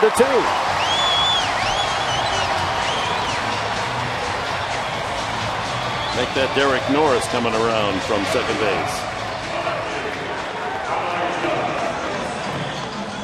And Middlebrooks has his 18th run batted in of the year. And once again, who says you have to hit it off the sweet spot? Will Middlebrooks gets extended. That toothpick turns into a crooked number here in the bottom of the fourth. 7-2. Well, that brings hope to the Petco Park fans, as stepping up is Alexi Amariz to fly to center field his first time. Jed Jerko's in the on-deck circle. See if he gets a chance to swing the bat. Well, the play by Young at shortstop influencing this inning. Slice toward the fans on the left field side, but not far enough, and into foul territory goes Marte to make the catch. Padres get a couple of runs and a couple of hits. It's now 7-2.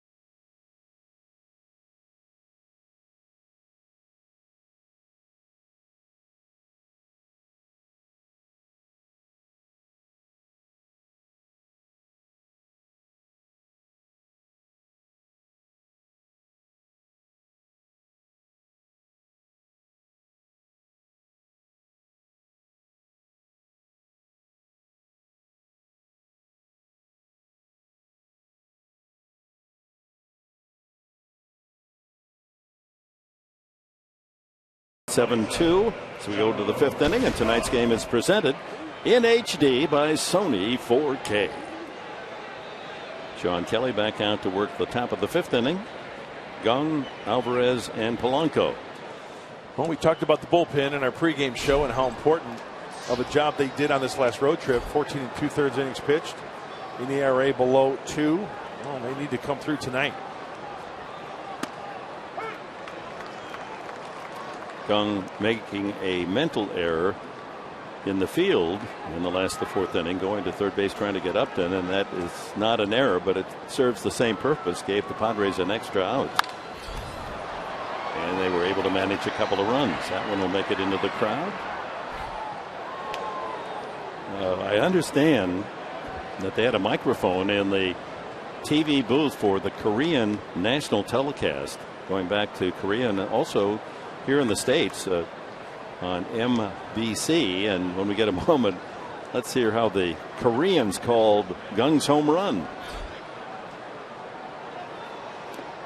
Bounced in the dirt. Grounded to third his last time, but came up in the 1st inning against Kennedy with 2 men on and blasted a 430-foot homer into the upper deck and left. I haven't seen too many balls go that far, and it was loud. 1-2 the count. Got him swinging. So here it is, how the Korean TV voices called his home run. 네, 강정호입니다. 2사의 주자는 2루 1루. 1구 왼쪽 높게 날아갑니다. 3런 홈런. 강정호가 홈런을 뽑아냅니다. 강정호의 3런 홈런 3대0 앞서는 피츠버그.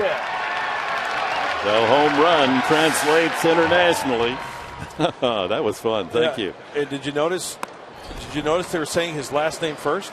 They were saying Gung Jong-ho. And I asked the broadcasters, because that we often make that mistake, Americans, and I certainly did during the Olympic Games in Seoul and earlier in China. When you see a name written, 3 names, you're trained as we read our English language. The last is the surname, but it's just the opposite in many of the Asian countries. Alvarez, he's hit some tremendously long home runs this year.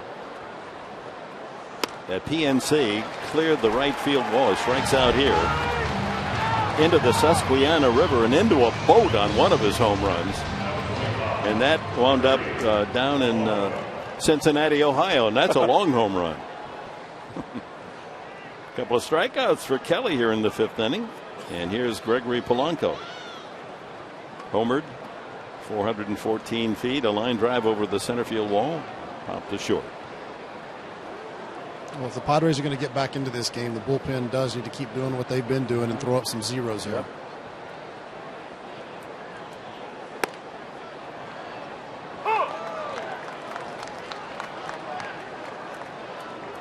Now that is a delayed strike call.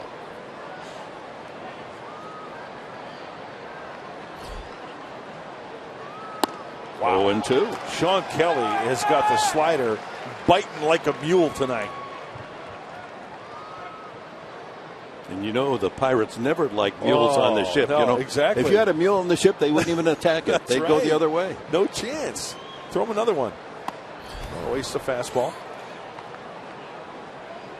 Yeah, in the high seas, that was, one of the big deterrents for piracy. You bring a mule aboard, you're safe. Forget about it. Up the middle, under the glove of Kelly into center field, a base hit for Polanco. Surprised he threw him a fastball there. Polanco looking silly on that slider.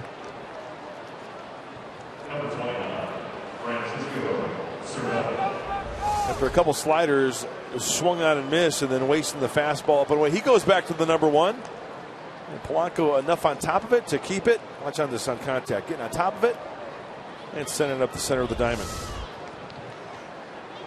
2-out single. Here's Cervelli, the catcher, is grounded out and singled to left. Scored a run.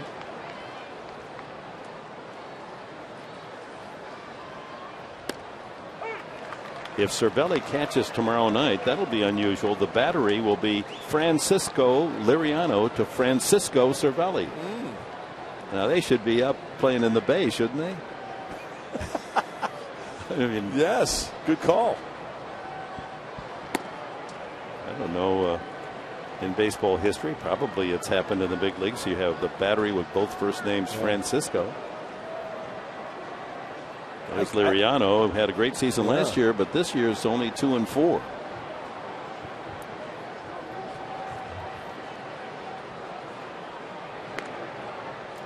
You know, Dick, for the life of me, I can't think of another catcher with the first name Francisco. I'm sure some historian will come up with about 10, but I can't either. Yeah.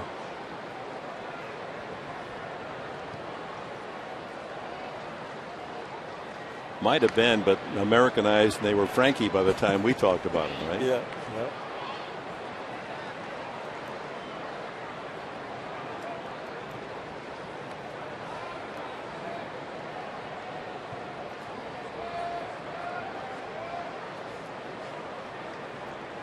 Runner goes, swung on and missed, and out at second base as Derek Norris guns down Polanco.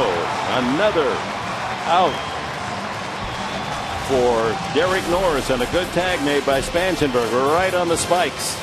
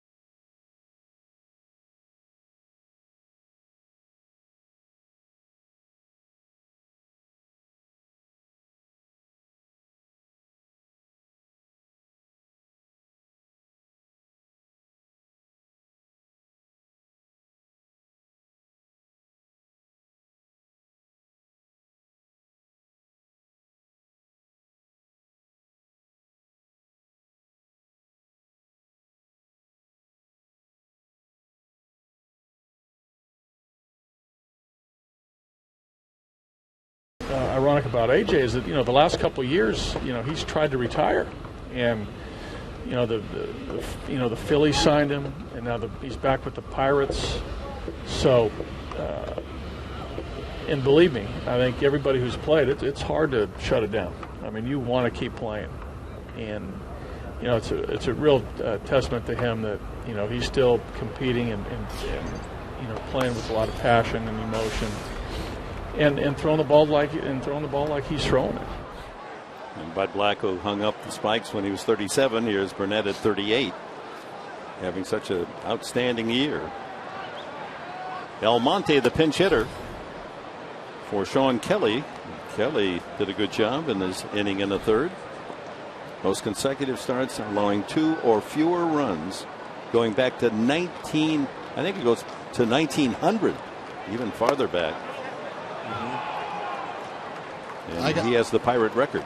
I got to face him early on in his career when he came up with the Marlins, and he was a hard thrower. 94, 96, had a devastating curveball, devastating slider, but he always found a way to give up runs. You couldn't figure it out, but he's really learned how to pitch now, and it is a testament to staying around as long as he has and really developing that front hip comebacker to left-handers. I think that's really changed his game. Yeah, when pitchers can reinvent themselves. And we talked about a guy earlier by the name of Trevor Hoffman, Steve. Remember Trevor threw 95, 96 when he first came up to the big leagues? He did. He lost the velocity on his fastball, located it as he went down in the lower 90s. There's the start. Almonte works Burnett for a leadoff walk here in the 5th inning. You saw the graphic on his no-hitter. He walked 9 men that day. Lowest ERA this year in the big leagues. Burnett coming in at 1.37. Greinke, Miller, Scherzer, and Gray. The others under 1.8. I think it's amazing that he's only given up, coming into today, had only given up 9 earned runs on the season. And 2 runs tonight, you could make a case for them being unearned because of the mental error made by the shortstop Gung.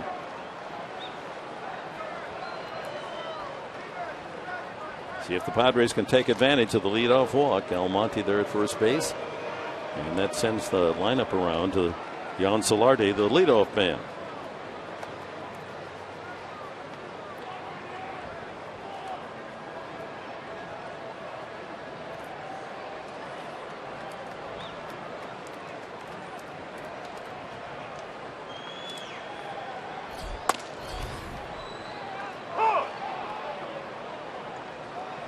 One strike to Solarte, who was struck out and grounded to short. That was a good play made by Gung, diving behind the bag at second base to throw him out.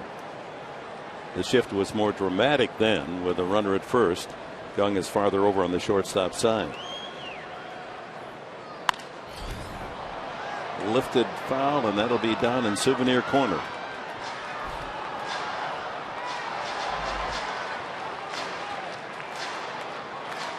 Tomorrow night, Game 2, 6:30 our TV time here on Fox Sports San Diego. James Shields 6-0 against Francisco Liriano, 2-4.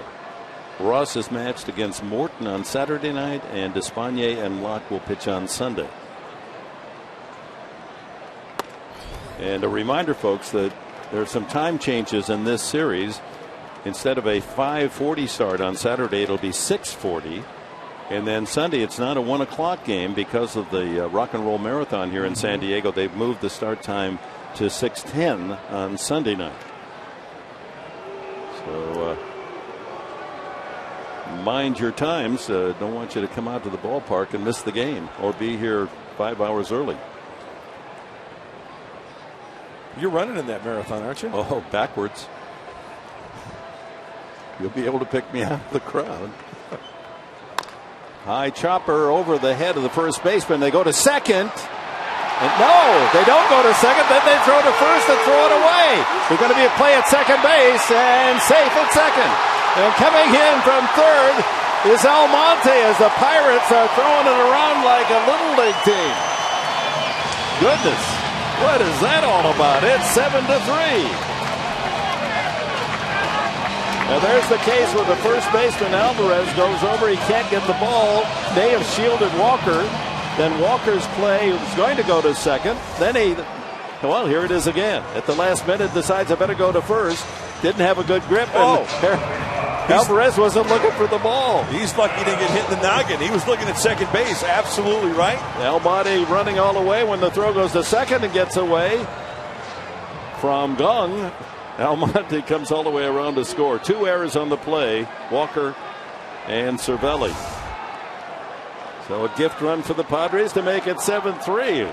That's the kind of play that could turn this game around. Absolutely. No one out. Chance to pick up that 4th run with Will Venable at the plate. And he grounds it into left field. And they will hold Solarte at third base.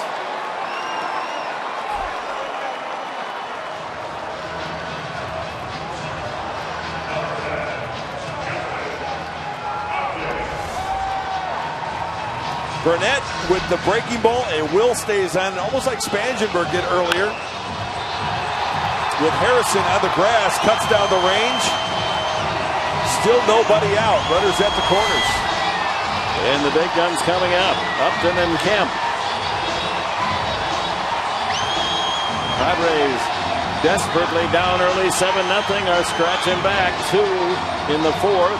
An unearned run here in the 5th, and a chance for much more. It's 7-3. And Dick, you saw those 2 errors. I think it's the mental error, both of those mental errors that they committed right there that really can get in their heads. Yep. You know, with the lead, we mentioned it with Gung at shortstop. 7-0, you get the sure out. Who cares about the runner going to third? On that one, if it's one of those in-betweeners that's hit to the right side, get the sure out at first base. Don't worry about getting the lead runner. I think Walker, when he looked as if he was going to try to get the force at second base, faked out his first baseman Alvarez. He thought he had thrown the ball, and he was looking elsewhere, and the ball went sailing right by him. Had he thrown it the way he was going to, he held on to it, almost spiked it, because he saw that Alvarez wasn't even watching him. Well, Clint Hurdle, this was not easy to watch for the manager of the Pirates. They've opened the door for the Padres here in the fifth. First and third, no one out to Upton. And he chops that one past third base coach Glenn Hoffman. Upton has walked and singled tonight and stole his 10th base. And there you see he's had success against Burnett. A couple of home runs. Well, he's been amazing at home, and one swing of the bat could change the fortunes of this game.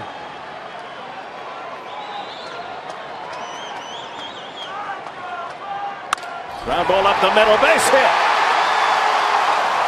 Solarte scores. It's 7-4. Still no one out, and the tying run coming to the plate in Matt Kemp.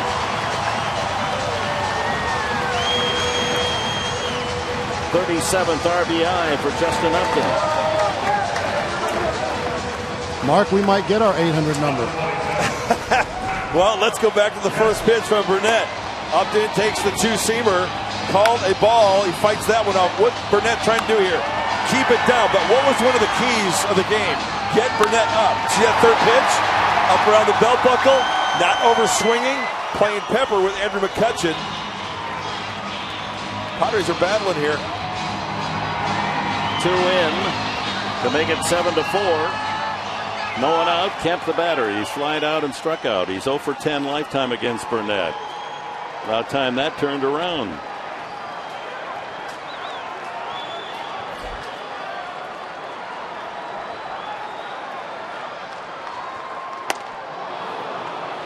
Breaking ball. Well, I like to think when I'm that bad against a pitcher that I'm due. And I'm sure Matt feels that way.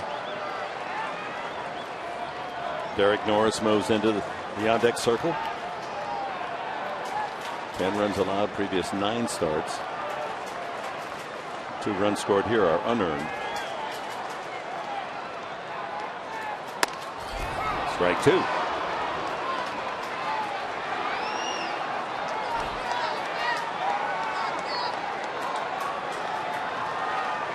Venable at second with a single. Upton with a single. RBI hit at first base. No one out.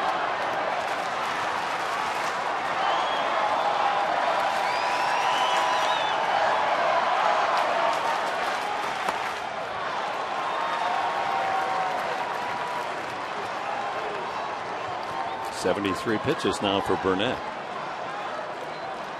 Well, as we mentioned earlier, he's allowed either 2, 1, or no runs in his 9 starts this year. You have to go all the way back 2000 to find a pitcher that wore a Pittsburgh uniform to have that kind of start in the season. Inside, 2-2. Well, the breaking ball seems to be a little bit more flat this inning from A.J. Burnett. Kind of just rolling up there.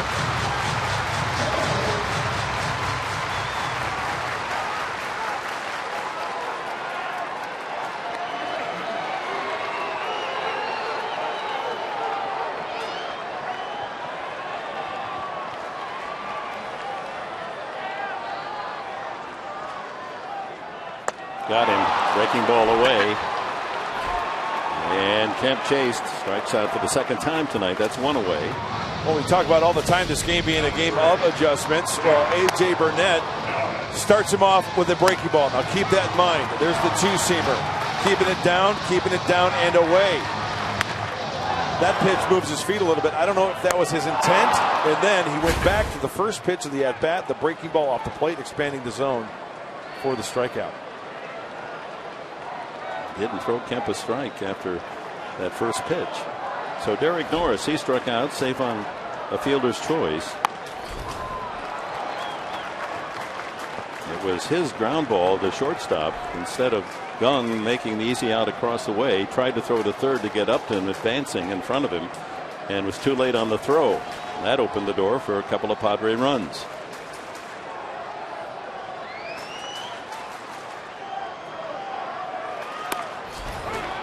One and one.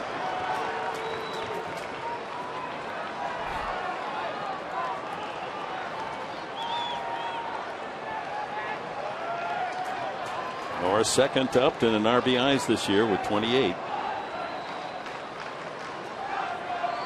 A doubles specialist. And the count goes 1-2.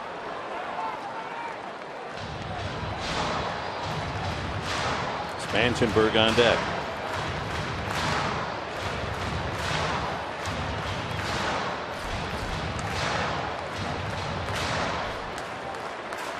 Steve Finley, you've been in many situations like this, trying to come back from a deficit.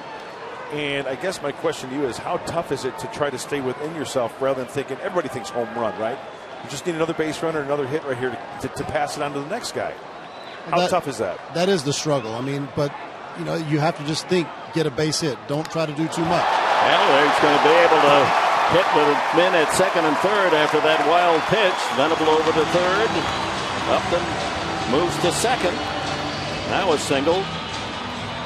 It's difficult not to think, oh, a 3-run homer here ties it up. But all the best hitters just stay within themselves, stay up the middle, get the base hit. Yep. And a base hit could make it a 7-6 game. Infield will play back.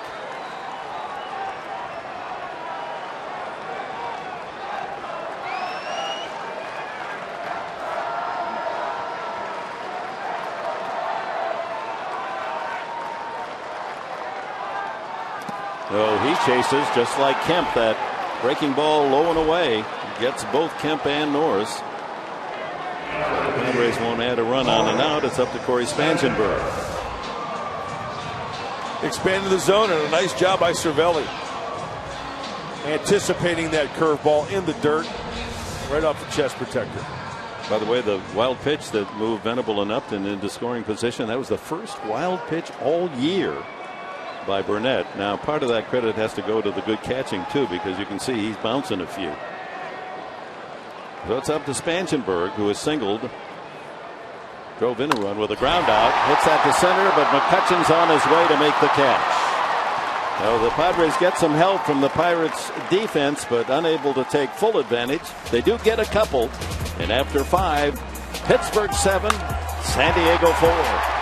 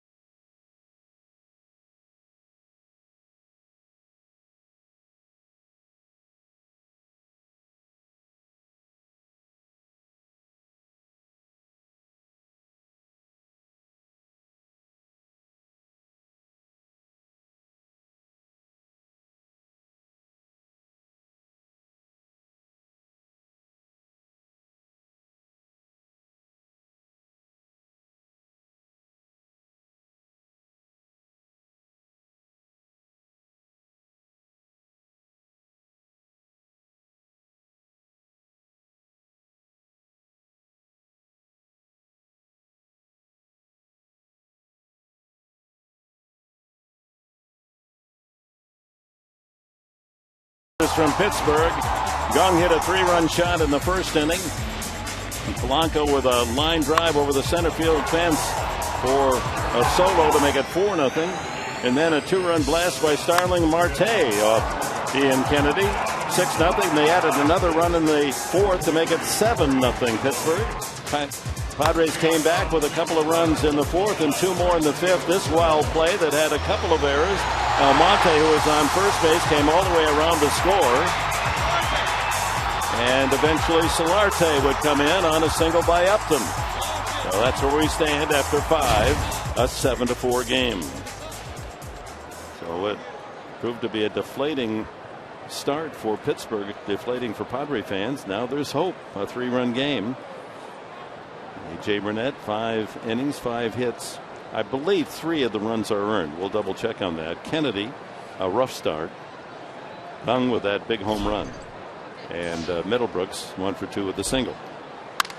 And a ground ball base hit to right field greets Corey Mazzoni. Cervelli has 2 hits.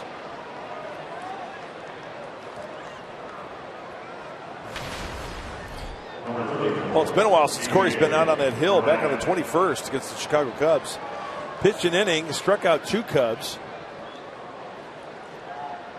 He's got the fastball, hard breaking ball, a changeup, and Jed Jerko goes in to play second base. Undoubtedly a double switch here. So the 3 earned runs is confirmed. So that's the first time all year that A.J. Burnett has allowed 3 runs.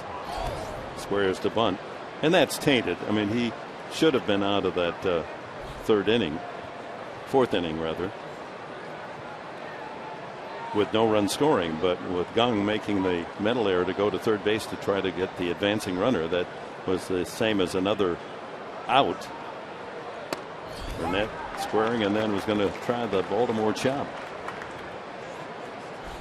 Butcher Boy chop. He has struck out in sacrifice tonight. So as we advance here to the 6th inning, become a lot more interesting. That's a strike. 1-2. 95 on the Mazzoni fastball. He's got a good one. 95-96.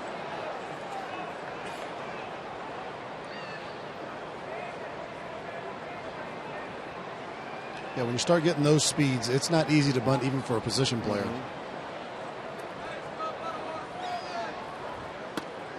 He tried. Strike 3. First strikeout, Mazzoni.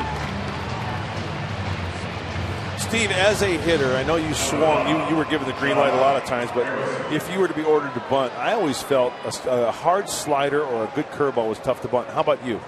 A good one, yes. If you hang it, no. The hardest pitch for me to bunt was somebody who had a good sinker that kept it down. High pitches, too. High pitches end up being a lot of pop flies. So you just really, as a hitter, you stay in the zone, the strike zone, you got a good chance. It's when you go out of the strike zone and try to bunt a tough pitch. That's a bit surprising. You'd think a sinker ball, you'd get the bat on the top of the ball, it'd be easier to bunt. That was me. I like bunting a pitch that was maybe like even chest high sometimes. I just felt like I could get it on the ground. But I bunted for a hit for a lot. That was a pitch I like to use to bunt for a hit. Josh Harrison, the leadoff man, takes it high. 1-1. Well, Sean Kelly did a nice job, inning and a third of relief, holding the Pirates.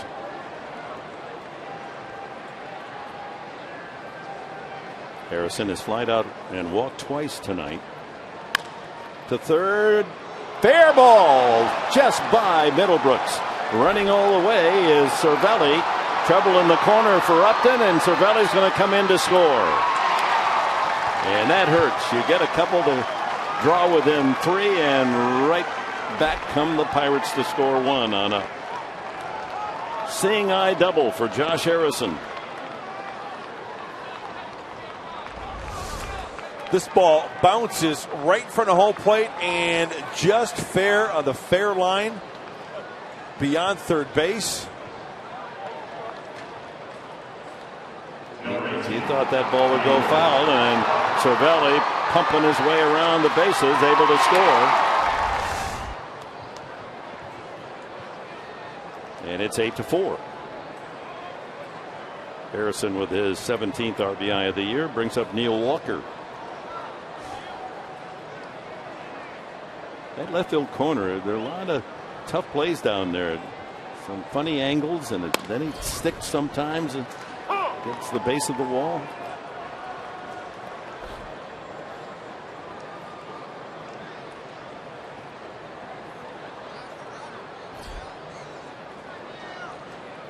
Walker singled in the first inning, struck out the last 2 times.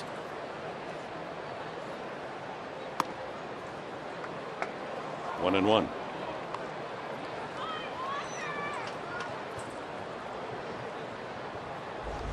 Here, just to give you the evidence, that ball landed just inside the foul line. There you go.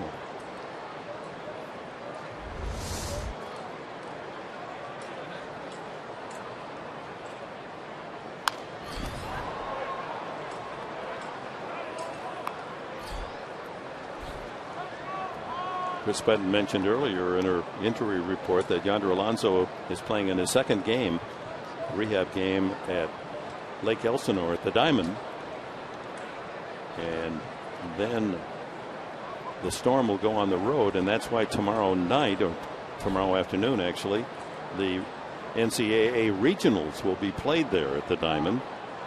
The first game, I believe it's at 3 o'clock. Don't make your plans based on that, but it's an afternoon game. The first game is USC against Virginia, and the night game, San Diego State against the host team, UCSB, University of California, Santa Barbara, the host team.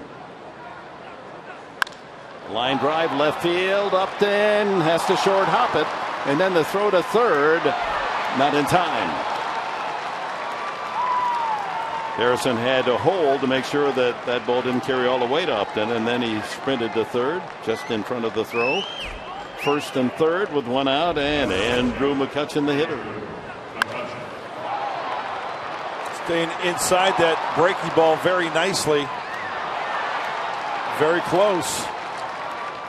Very close. It was a nice play by Upton, too. That's what happens when you start getting yourself in between on a ball that you committed to come in. You have to keep running through, and Upton did a nice job there. Almost got an out. 11 hits now for the Pirates. And you know, with instant replay these days, that's why, and we've said it before, Steve, fielders have to keep that glove on the runner because there's a transfer of the hand. They'll overslide the bag, and then the foot will follow, but they'll lose contact with the bag. Ripped foul. Well, one thing's for sure, these Pirates, they like the straight fastball at 95, 96. That's why you have to locate it. Corey Mazzoni's going to have to make an adjustment with that fastball and that breaking ball, keeping it down in the zone.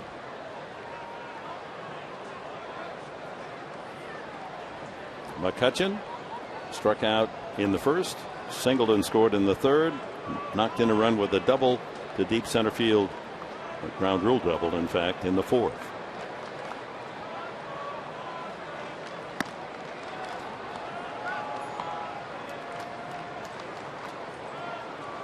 So after jumping out 7-0, and the Padres chipping away 2 in the fourth, 2 in the fifth to make it 7-4. Here come the Pirates right back with a run home and runners at first and third with only one out, and their best hitter McCutchen at the plate, and he drives it into the right field corner easily. Harrison jogs in from third, racing all the way is Walker. He'll turn and hold on a double by McCutchen. It is 9-4. 3 for 4 night for Andrew McCutchen. Well, that's one. I'm sorry, Dick. That's one of the things Corey Mazzoni is going to find out really quickly at the big league level, especially against hitters like Andrew McCutchen. When you throw the fastball or even a changeup, maybe a curveball, if it's not located well, hitters like that are going to turn it around. So another run home, 2 score now here in the 6th inning. Open a 9-4 lead. Runners at second, third, still one out, and Starling Marte hit by a pitch and scored. 2-run home run in the third, and a fly out to deep center. Darren Balsley to make a tutorial visit to young Corey Mazzoni. Well, that'll give us a chance to remind you tomorrow night. Hope you'll be out here for Friday night party at the park. And then James Shields attempts to go 7-0 on the new season against Francisco Liriano of the Bucks. He's 2-4. Saturday night at 6:30, Tyson Ross and Charlie Morton. That's the camouflage Kemp jersey giveaway to all fans in attendance. And then Sunday, 5:30, our TV time 6:10 start. Despaigne and Jeff Locke are the matchup. Infield in. High fly ball slicing toward the crowd down the right field line. Kemp watches it go back a few rows. Really?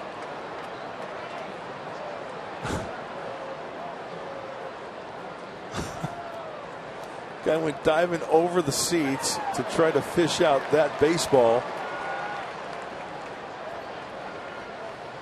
It was like a fumble on a football field. You had to wait to see who came up with a it. Scrum going on out there. Over but low, 1-1. In fact, that one guy out there looked like my good friend Paul Conrad, big Padre fan watching tonight. I think he's at the ball game tonight. Knows a lot about this Padre team. Big fan.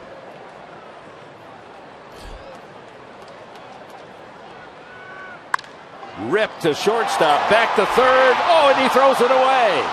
And here comes the runner from third to score. The ball goes into the camera well.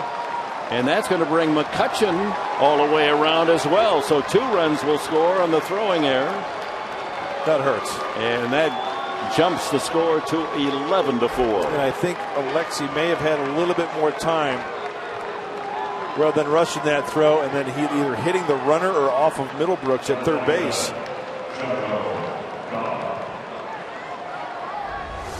Two-base error. Bang. Yeah, the throw was down and to the left. That's a tough play for Middlebrooks because the runner's right there. Ooh. A 4-run inning for the Bucks here in the 6th. First error is costly. Should have had a double play. Instead, Pittsburgh accepts 2 more runs. Gung got it all started tonight. Product of Korea with a 3-run homer in the first inning. He's grounded out and struck out since.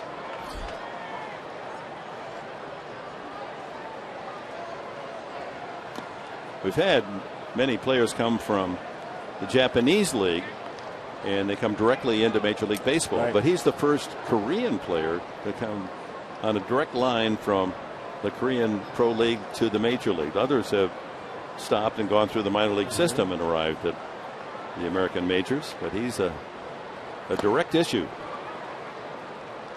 as a position player. There have been some pitchers. Ryu is a close friend, the Dodger left-hander. Yep.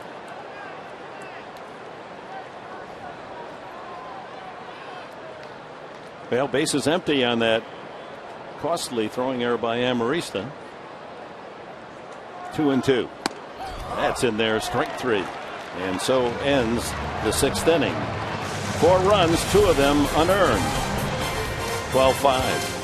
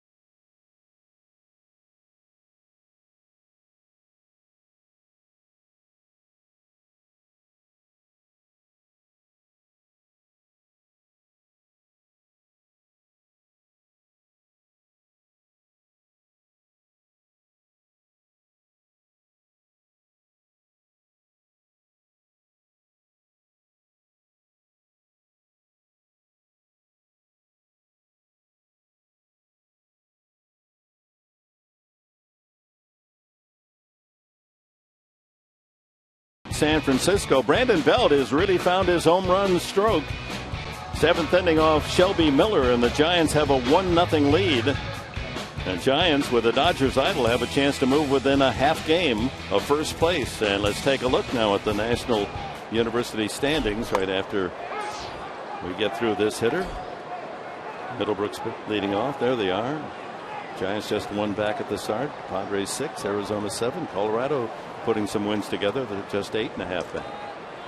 Middlebrooks, a base hit up the middle. Well, his bat has certainly come alive. A couple of home runs on the road trip. He's 2 for 3 tonight. Well, Steve, Philly's still down by the Padre dugout. What are your thoughts on the swing of Will Middlebrooks? Well, I thought, early in the year he was swinging the bat but not having a lot to show for it. He had a little hot streak there in the middle and then got cold as ice. But it's been the same swing. I think for him it's just confidence and believing in his swing. Amarista takes a strike. He's flied out twice. Hitting is so much confidence and can get between your ears. And if you're not sure about your swing, the results aren't going to be there. But he's really committing to that outside corner and letting the bat go now. Ground ball off the bag and the glove of Walker on his way to third. Goes Middlebrooks on a single for Amarista. So first and third. No one out. And boy, now you look to the top half of this inning, those 4 runs scored by the Pirates. Off the bag, back to the bag. Momentum going the other way. Off the thumb of Alvarez's glove, and first and third. Big knock for Amarista too. He needs to get his bat going down there at the bottom of the order. So when you're struggling like that, you'll take anything. Chad Jerko hitting for the first time in the 9th spot in the batting order. Went in on a double switch an inning ago.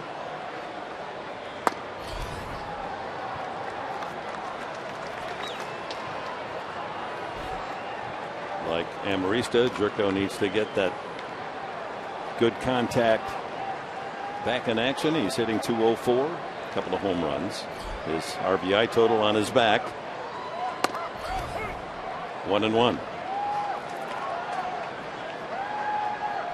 Middlebrooks and Amarista opening the Padres 6 with a couple of hits. A tall mountain to climb. Home runs and then 4 runs, 2 of them unearned on the throwing error by Amarista here in the 6th inning have opened up a 7.7 run lead again for Pittsburgh. Good block, Cervelli. Time now to check the Cholula flamethrower, and with A.J. Burnett out there, 93. It's mild sauce with a little bit of movement. Oh, there'll be some movement too. Padres trying to get something going here. Yeah. Ground ball to short. A room service double play ball. 6-4-3. Run scores to make it 11-5. No RBI, of course.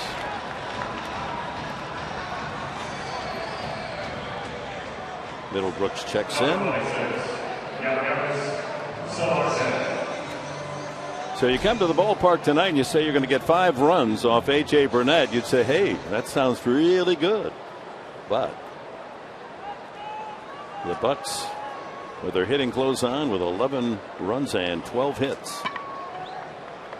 Yeah, and both teams kind of sloppy. The 2 errors by the Pirates and the 1 costly error by the Padres. Need to clean up the D. Solarte 0 for 3. Safe on an error and scored in the 5th inning.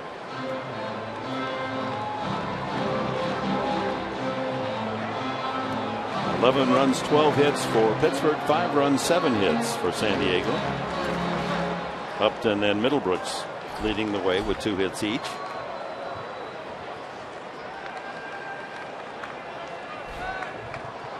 But all 7 hits singles. Pittsburgh has 3 home runs. A pair of doubles from Andrew McCutchen as well. When you looked at this team, and I looked at the notes for the Pirates, every single one of their starters up and down the lineup has been hot for the last about 4 or 5 games. And when that happens, you're going to score a lot of runs. Yeah, you're absolutely right. Yep. And when you're a pitcher looking at that, you know you got to have your stuff that night if you're going to have a chance to win. Yeah, and Ian was off with his location.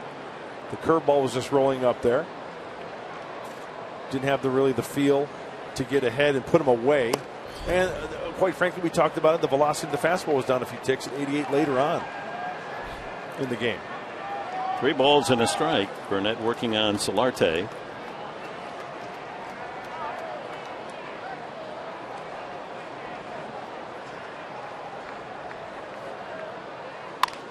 Line drive, fair ball. Eluded Alvarez down into the corner. Solarte on his way to second. He's got a double. How painful that double play ball, Jerko. Could have a big inning going here. 1 run is in. Well, he wanted it inside. It's the two-seamer.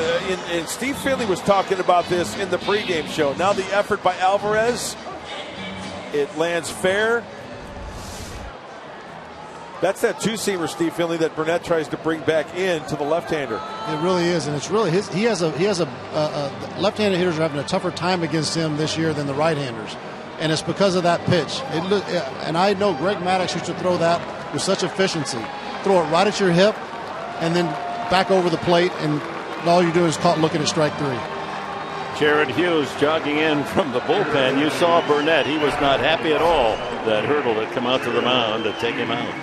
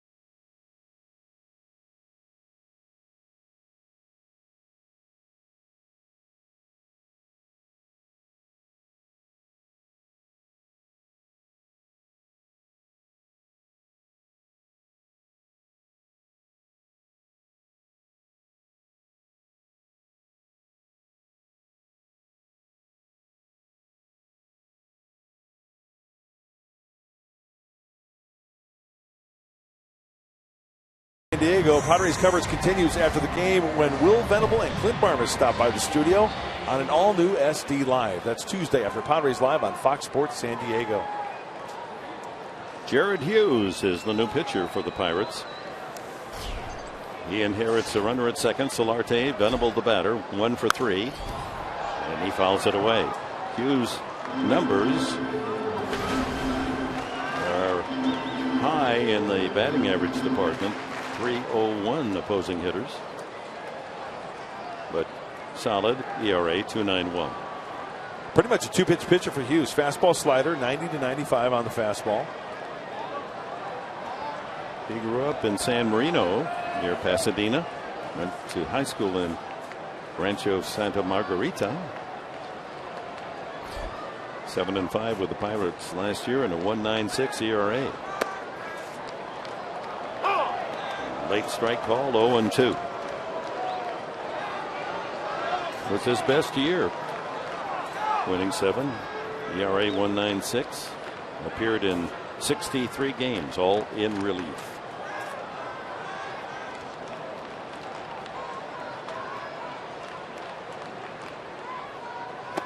And he strikes out Venable to end the inning. Padres get 1 run on 3 hits. And after 6, they trail 11-5.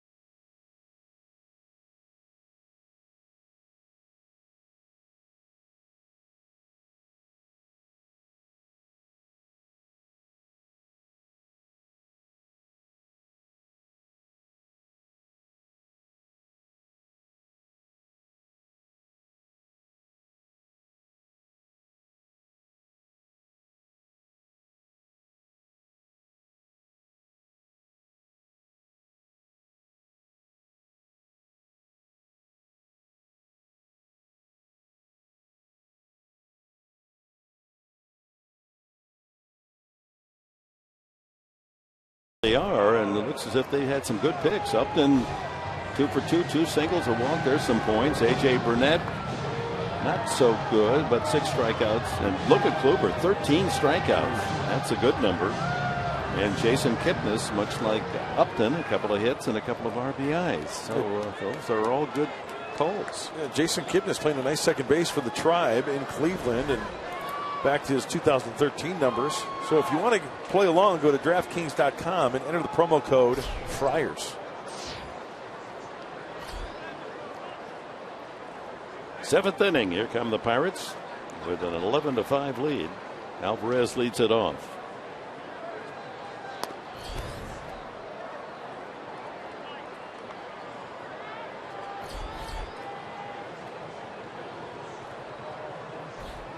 Vance Worley getting ready in the bullpen for Pittsburgh.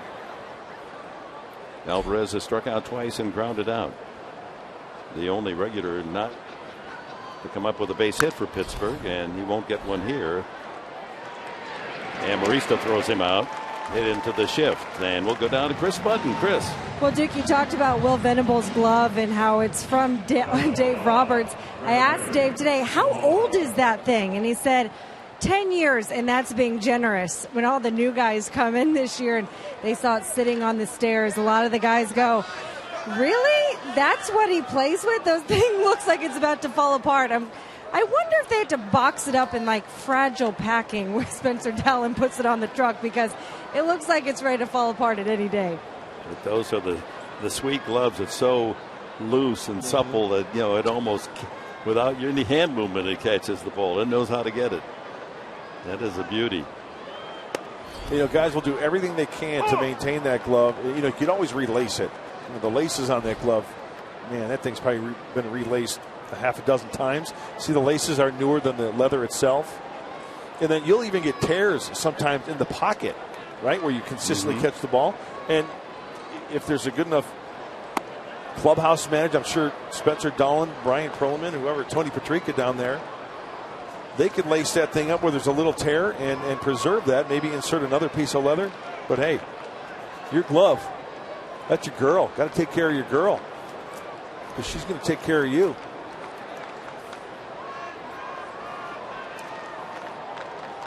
Polanco, a home run and a single tonight.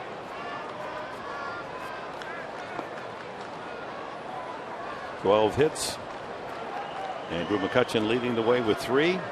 Pair of doubles and a single. A couple of RBIs for McCutchen. Polanco and Francisco Cervelli hitting next, both with a couple of hits.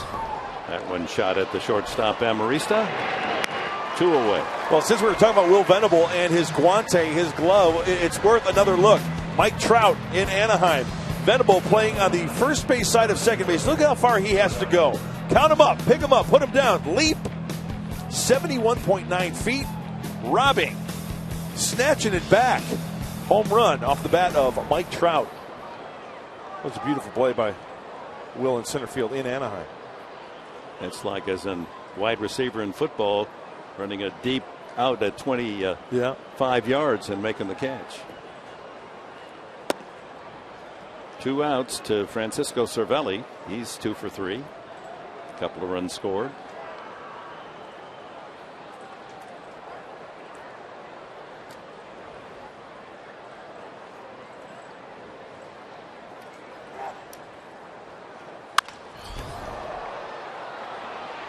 Kemp had trouble with that ball. It was up in the lights, but able to squat down underneath the Beamers.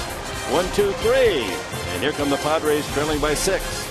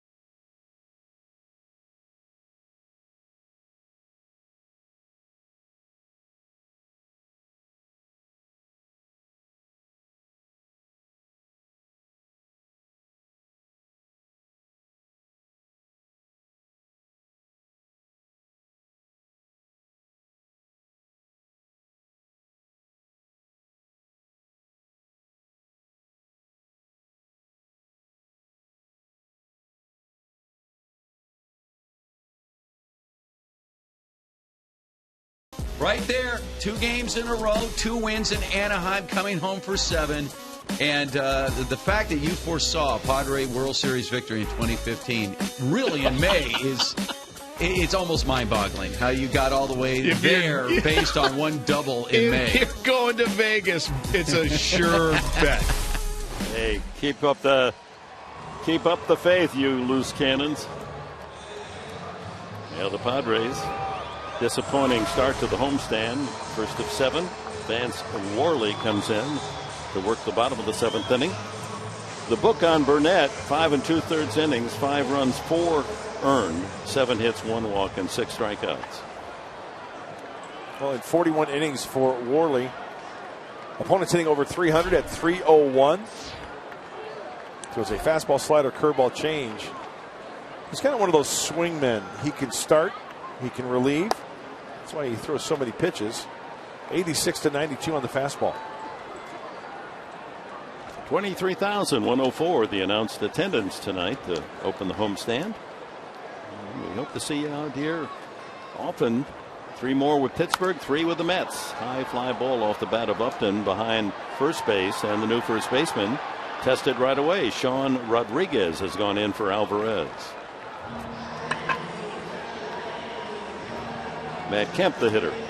A couple of strikeouts and a fly ball out for Kemp tonight. Derek Norris to follow. There's the Padres box score. Upton and Middlebrooks with a pair of singles. RBIs for Upton, Spangenberg, and Middlebrooks. Another run scored on an error and another on a double play.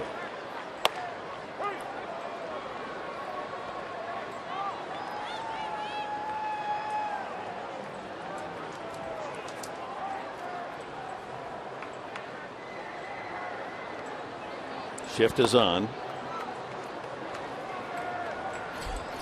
Kevin Quackenbush warms up.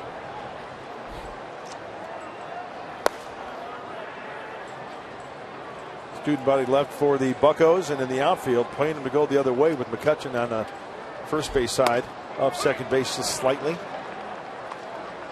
Outside corner strike, 1-2.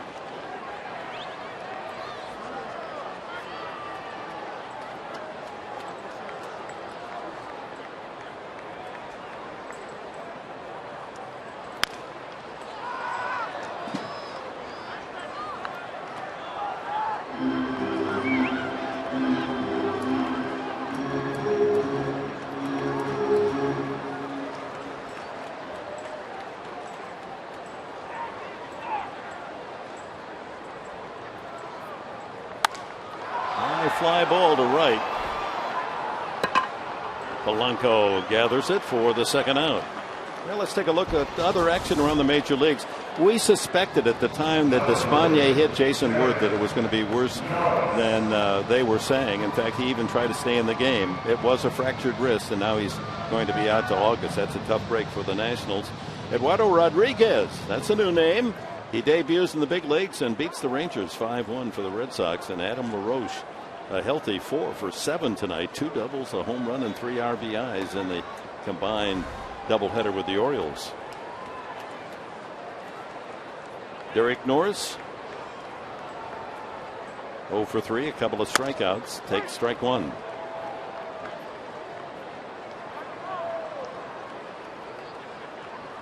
Worley from Sacramento, from our state capital.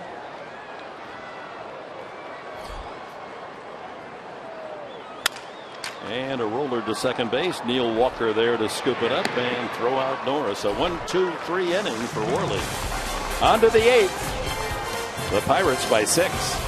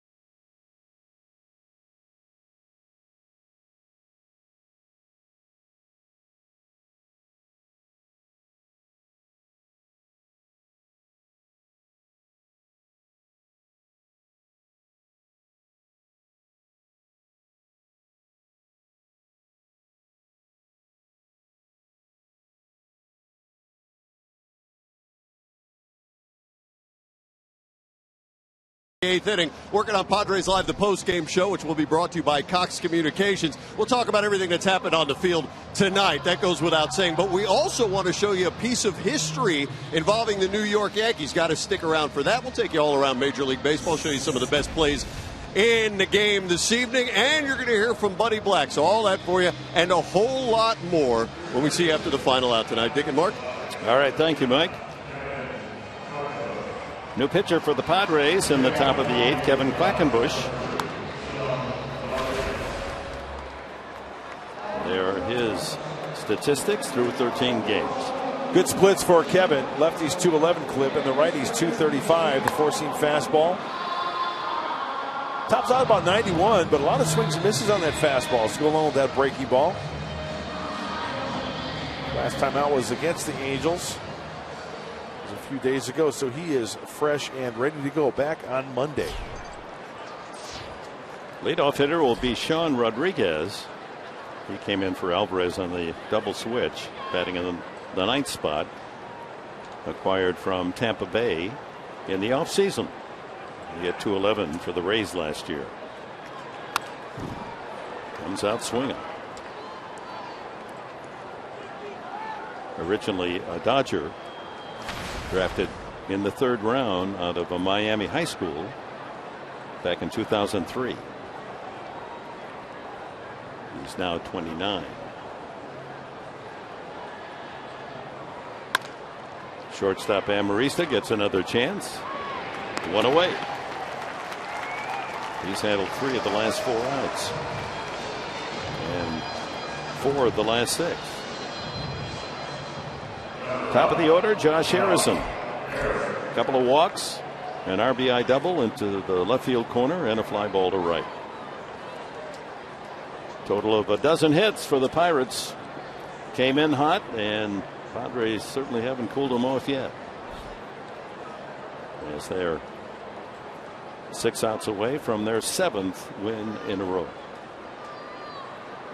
Breaking ball strike.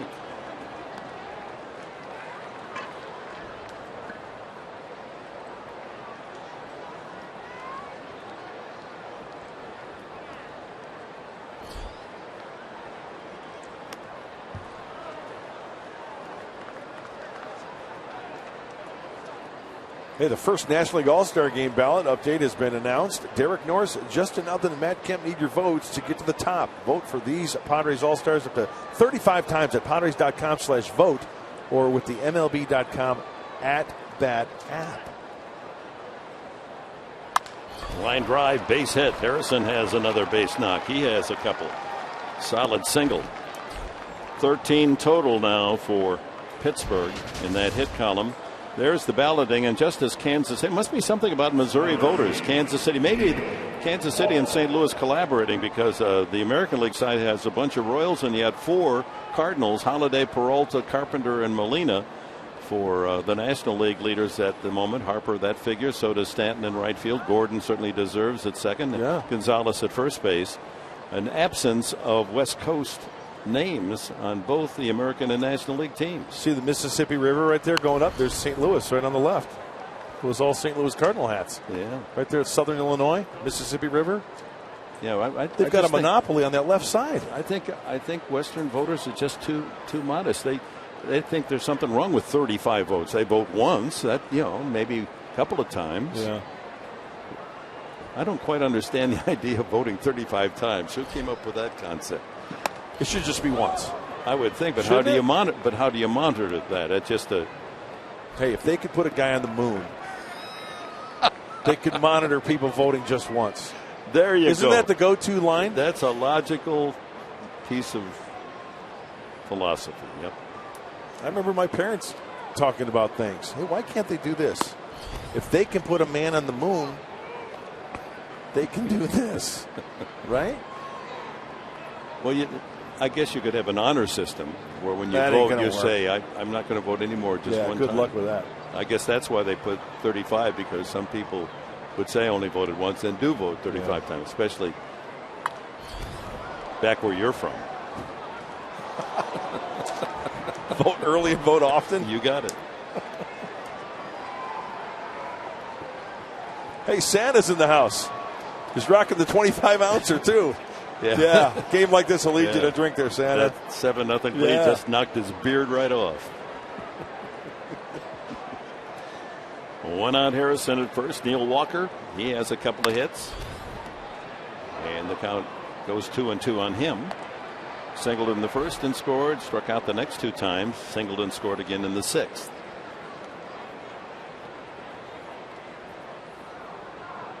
Oh, how nice. Little piece of history there. Got that foul ball. Nicely done, young man. That's great.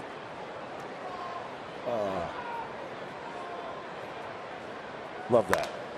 Line drive into right field. Another Walker hit. That's his 3rd. Harrison will pull up at 2nd. And the Pirates not fussy at all, but who's on the mound? They're taking care of everyone. Kelly did not allow a run in his inning in the 3rd, just 1 hit, but they got 7 runs, 7 hits off Kennedy. 4 runs, 2 earned, and 4 hits Mazzoni. And now they've created Quackenbush with 1 out, singles by Harrison and Walker. And that brings up this man, Andrew McCutchen. And he wasn't on that All-Star National League outfield, was he? No, it was Garrett Cole. Padres won't see the man from UCLA who has become the ace of the staff. He'll open the San Francisco series on Monday. McCutchen, after he struck out in the first, a hit the next 3 times, single, RBI double, RBI double. He had a very cold April, but now inching his way up to where he belongs over that 300 mark, currently at 274.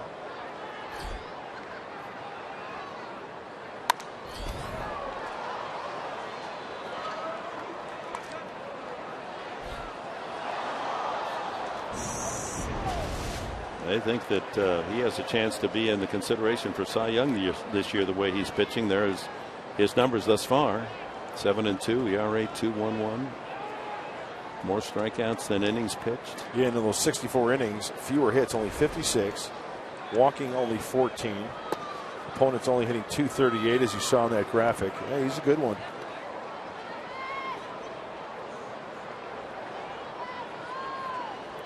The Buccos with 14 hits tonight.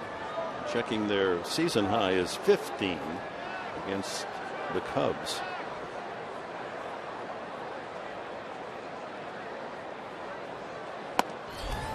Lays off the fastball at 91. 2-2.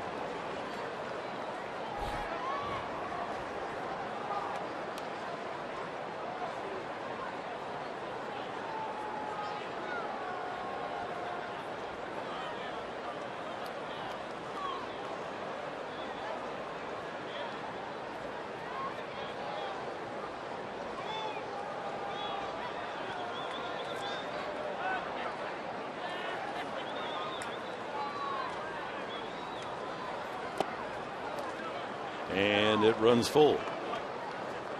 Interesting, that game in which the Pirates collected 15 hits, their high this year against the Cubs. The Cubs also had 15 hits, and it's the high given up by the Pirates. Don't know what the final score was, but it must have been an interesting total. So a full count. Runners at first and second, 1 out here in the 8th inning, and McCutchen ready to cut loose again. And fouls it off. Going to go to right field.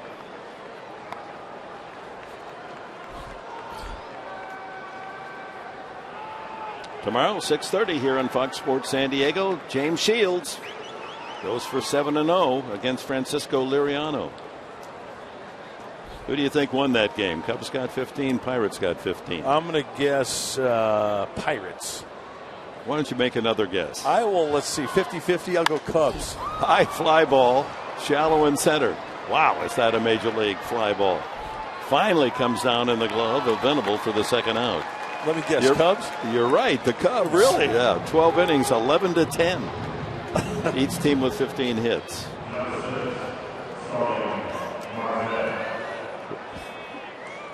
Would you like to try for the $100 questions? Hey, on the bus ride home last night, I watched a little sports challenge. No way. Yes, I went to YouTube and I typed in your name in sports challenge. What sport coat Larry did I wear? Zonka, the Chiefs were playing the Dolphins. Willie Lanier, Len Dawson. Very good. That was the team. Trying to think. Jim Kick, Larry Zonka. Ground ball pulled foul. What was the sport coat that I was wearing? That's you know what it looked like? It looked like this. It looked like that.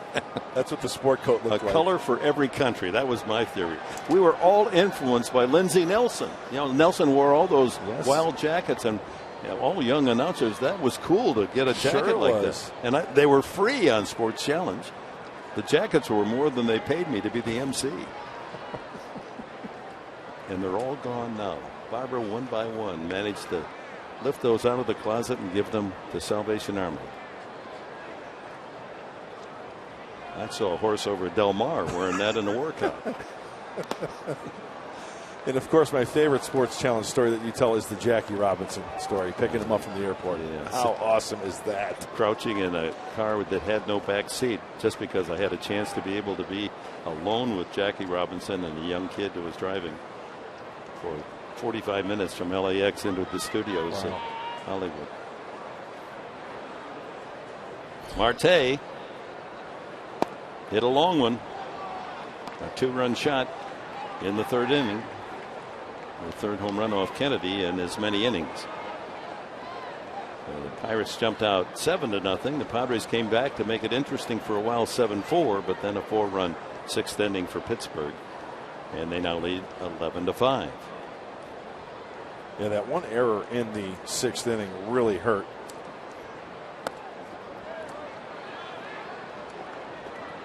Three and one to Marte. It allowed a couple of extra runs in. Took it from 9-5. Grand slam distance to 11-5.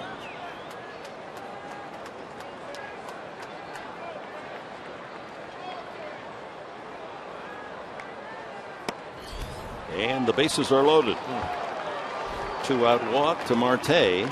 First from Quackenbush. And that brings up Jung Ho Gung. 3-run homer, a blast that went 430 feet into the second deck and left field in the 1st inning. Pirates got off to that 3-0 start, and the Padres just unable to catch him. Harrison Walker, Marte aboard.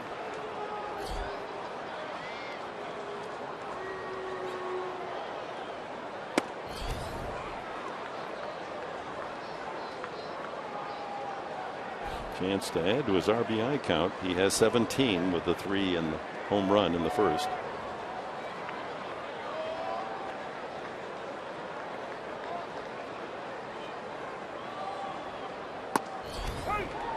.90 on the fastball.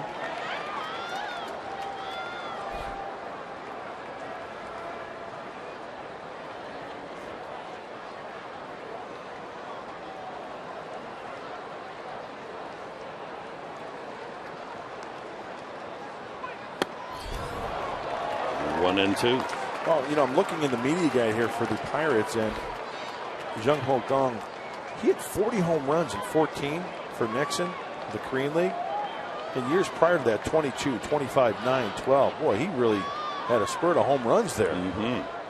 Yeah, he's got tremendous power. We saw that, huh? Drove in 117.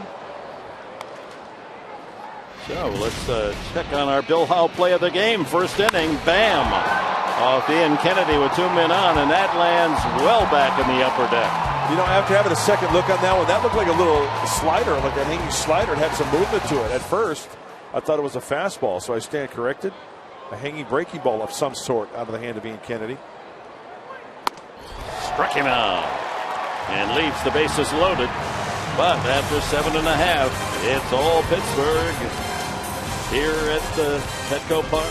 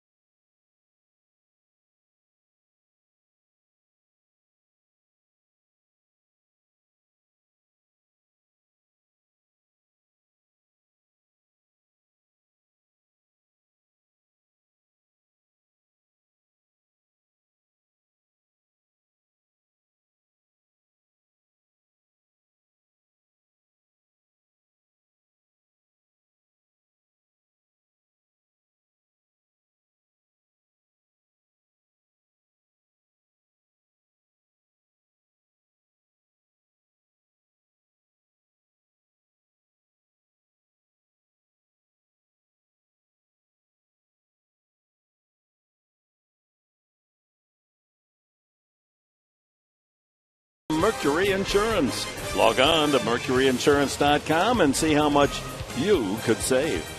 And by Petco, what we feed them matters. Clint Barmas will pinch hit for Kevin Quackenbush, leading off the 8th inning. Middlebrooks and Amarista to follow.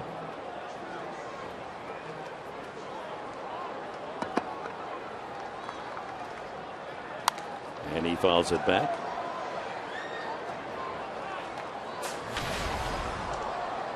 Vance Worley into his 2nd inning, retired the side in order in the 7th.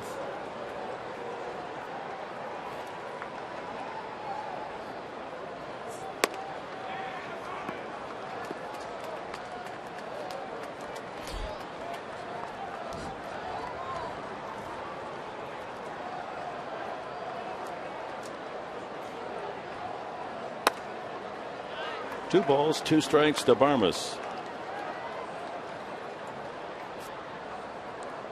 All 5 runs were charged to Burnett, 4 of them earned. And a full count.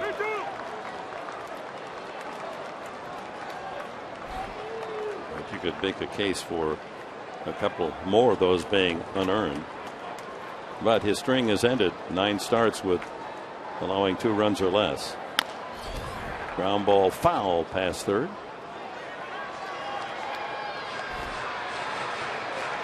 Well, the Angels, after the Padres took the last 2 out of 3, took it out on the Tigers tonight. They're in the 8th inning, and the Angels lead Detroit 12-1.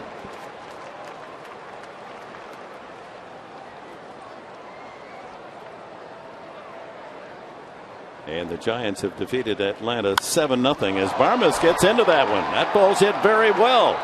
Marte goes back and makes the catch on the warning track. Not quite enough oomph, but Barmas tagged it well for the first out. Maybe got in on him a little bit. Let's take a look. Clint eyes it. It's in inner half and maybe off the end a little bit or underneath. Maybe just, that's a good sound. Maybe just underneath it a little bit too much. Middlebrooks, 2 for 3. After going 2 for 4 last night with an RBI double and a 2-run home run.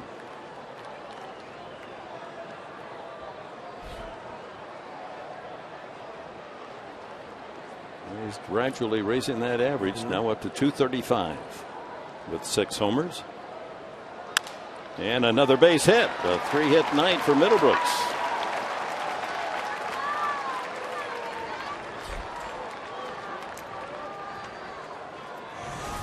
Hope you'll be with us tomorrow night, 6:30, Fox Sports San Diego. Francisco Liriano, left-hander, goes for the Pittsburgh Pirates, and James Shields, will he finish the night 7-0 for San Diego? He's nodding yes.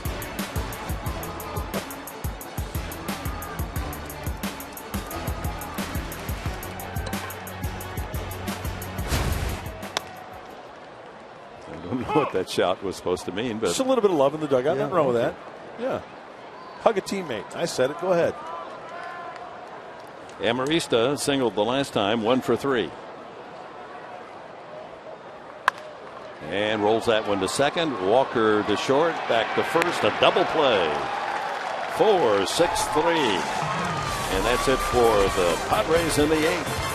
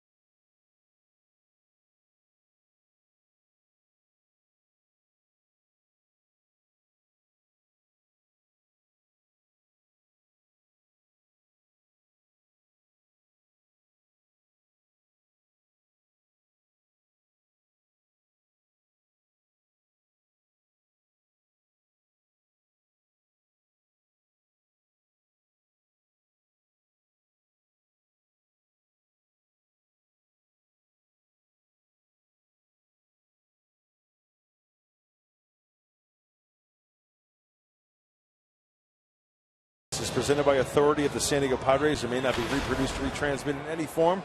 And the accounts and descriptions of this game may not be disseminated without the express written consent of the San Diego Padres. Top of the 9th inning, and Frank Garces comes in from the Padre pen, his 14th trip to the mound.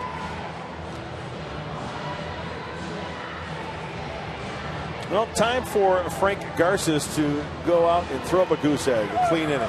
Tough ball game tonight. Some miscues on both sides, but costly for San Diego. And the one area he has to improve is against left-handed hitters. Yes. 333. You're a left-hander. You're coming out of the bullpen. You're there to get lefties out.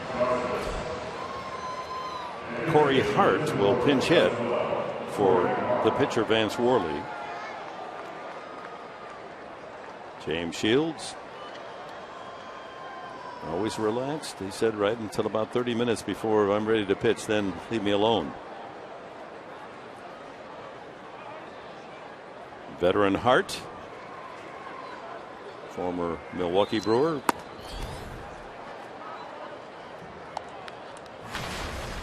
Hitting just .216 with a home run with the Pirates this year. Tall drink of water. He's been one player through the course of his career, seeing him as a Brewer. The bat in his hand looks so small as compared to his physique. I mean, it's like he's not using a big enough bat. You're right. Doesn't it? He is a big guy, 6'6" and 240.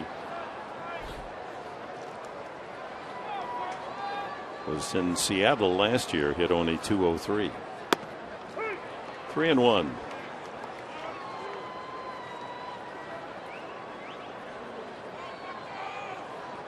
12th big league year for Corey Hart. Broken bat, shattered fly ball, and it's Amarista to make the catch, and the ball pinwheels all the way out to the shortstop position.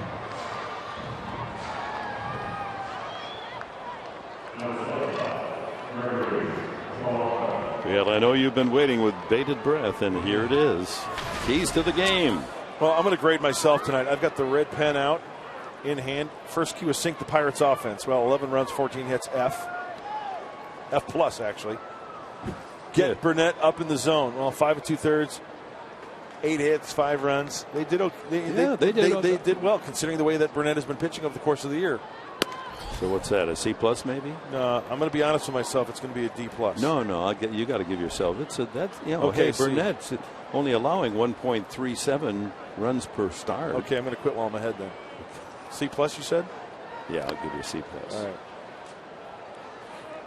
Hey, if you got A's every time, you wouldn't be in the broadcast booth. You'd be over there in Las Vegas just cleaning up the casinos with a broom and a mop. And I'd be right there at your side with a bucket. High fly ball at the bat of Polanco, shallow in center, and Amarista, he's been a busy man tonight, hasn't he? Mm-hmm. Let's see, he's been a part of 1, 2, 3, 4, 5, 6, 7 defensive outs. Both of them on pop flies here in the 9th. Cervelli is 2 for 4.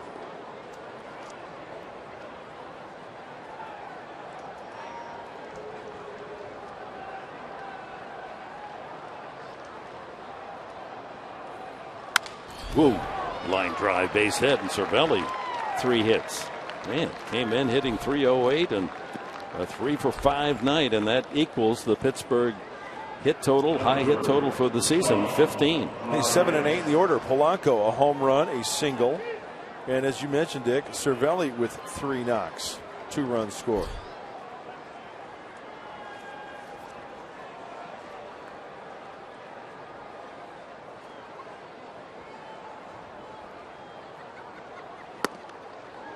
First pitch swinging. Sean Rodriguez batting for the second time. Grounded to short.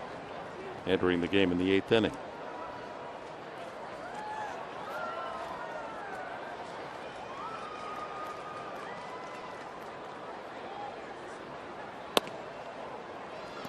One and one.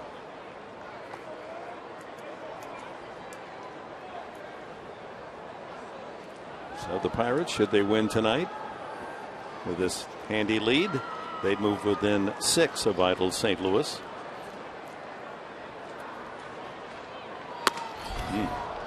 1-2.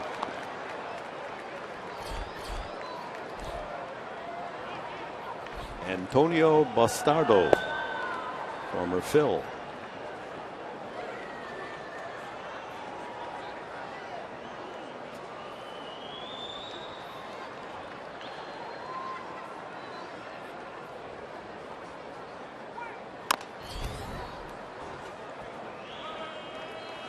Tell you what, I'm going back, Dick, but you're going to know this player. I got a look-alike for Sean Rodriguez. Who was the first player to use a hairdryer in the clubhouse? Oh, Joe Pepitone. Joe Pepitone. I got a young Joe Pepitone right here.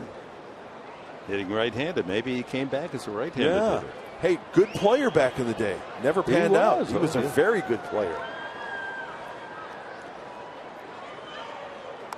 Another excuse me foul. That's 2 in a row. They play the game here on the scoreboard. It's kind of fun. They have, before the game, someone in mind, a famous face. Right. And then they go search the crowd, try to find someone, match up the face.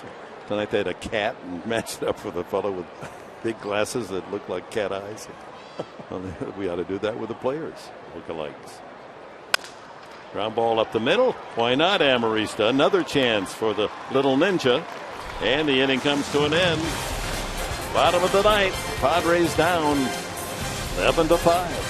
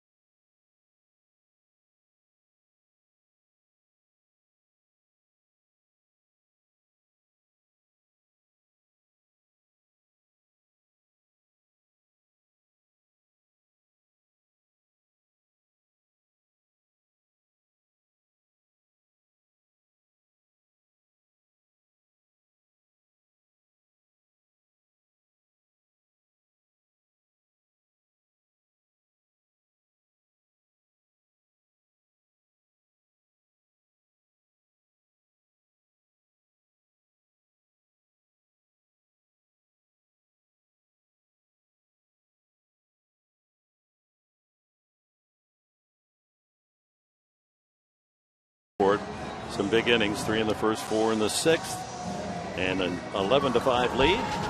First of a 7-game homestand, and we hope you'll join us for the remaining games. Pittsburgh for 4 through Sunday. Then the Mets come in Monday, Tuesday, and Wednesday before the Padres head on their United charter back to the Midwest, Cincinnati, and then to Atlanta for 4. Antonio Bastardo, the 29-year-old lefty, and in Philadelphia the last 6 years, came to Pittsburgh in a deal for pitcher Joely Rodriguez. Well, high numbers, and this is one of those games where Clint Hurdle is putting his lefty out there, Bastardo, to try to get a clean inning. Lefty's 333, righty's 324, a 3-pitch pitcher, 90 to 94 on the fastball. He's a strikeout guy. Just a little wild and a little wild in the zone at times as well. Well, we won't see him on the mound tonight, but we do want to wish him a happy 27th birthday out there in the bullpen, Craig Kimbrell. I hope it's a happier rest of the evening than the past 3 hours here at Petco Park. Happy birthday, Craig. Glad to have you in a Padre uniform. Bastardo will face Jerko, Solarte, and Venable. Jerko entered the game as a pinch hitter in the 6th and grounded into a double play.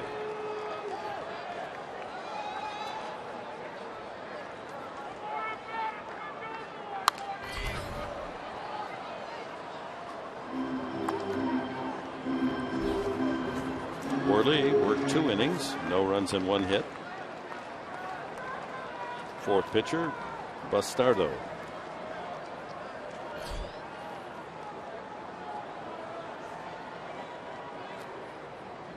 "11 innings of pitching, gave up a couple of home runs already." Skips that one in, 1-1.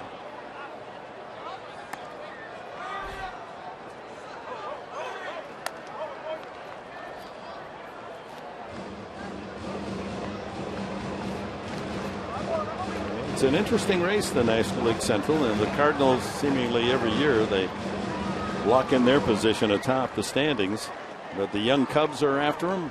This Pittsburgh team is talented. They've got great hitting lineup, and their pitching's better than most people give them credit. The surprising team, the Cincinnati Reds, who had that terrible 9-game losing streak, and they're currently 11.5 behind St. Louis.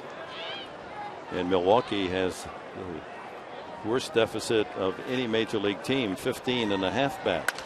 High fly ball, center field, cruising over into right center. McCutchen for the out. And to the top of the order, Yan Solarte. He's doubled in 4 trips. Since we're in San Diego and we honor the military on Sundays, we'll have a minute. The home plate umpire, Laz Diaz, served in the Marine Corps Reserves before his umpiring career. Minor league player. Solarte bats right-handed for the first time. Doubled off Hughes, off the starter Burnett. In fact, that was the last man Burnett faced tonight, back in the 6th inning.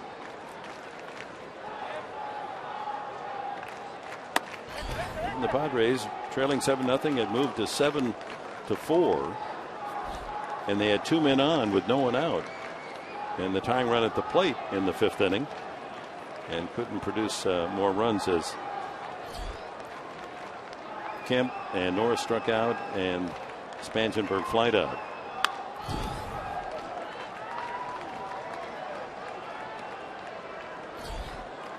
And that was against the starter Burnett. Then Burnett gave up a couple of singles and a double play ball to Jerko, run scored there, and then Solarte followed with a double. Clint Hurdle went out and got his starting pitcher.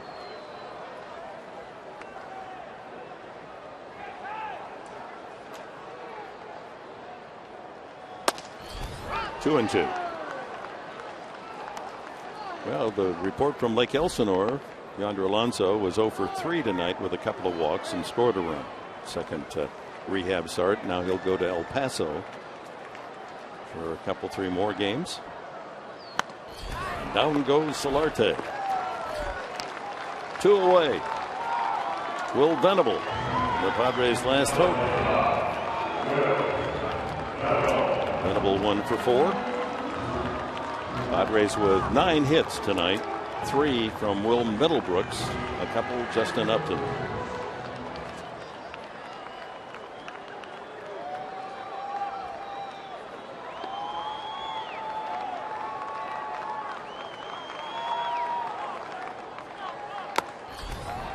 Foul tip into the glove of Cervelli.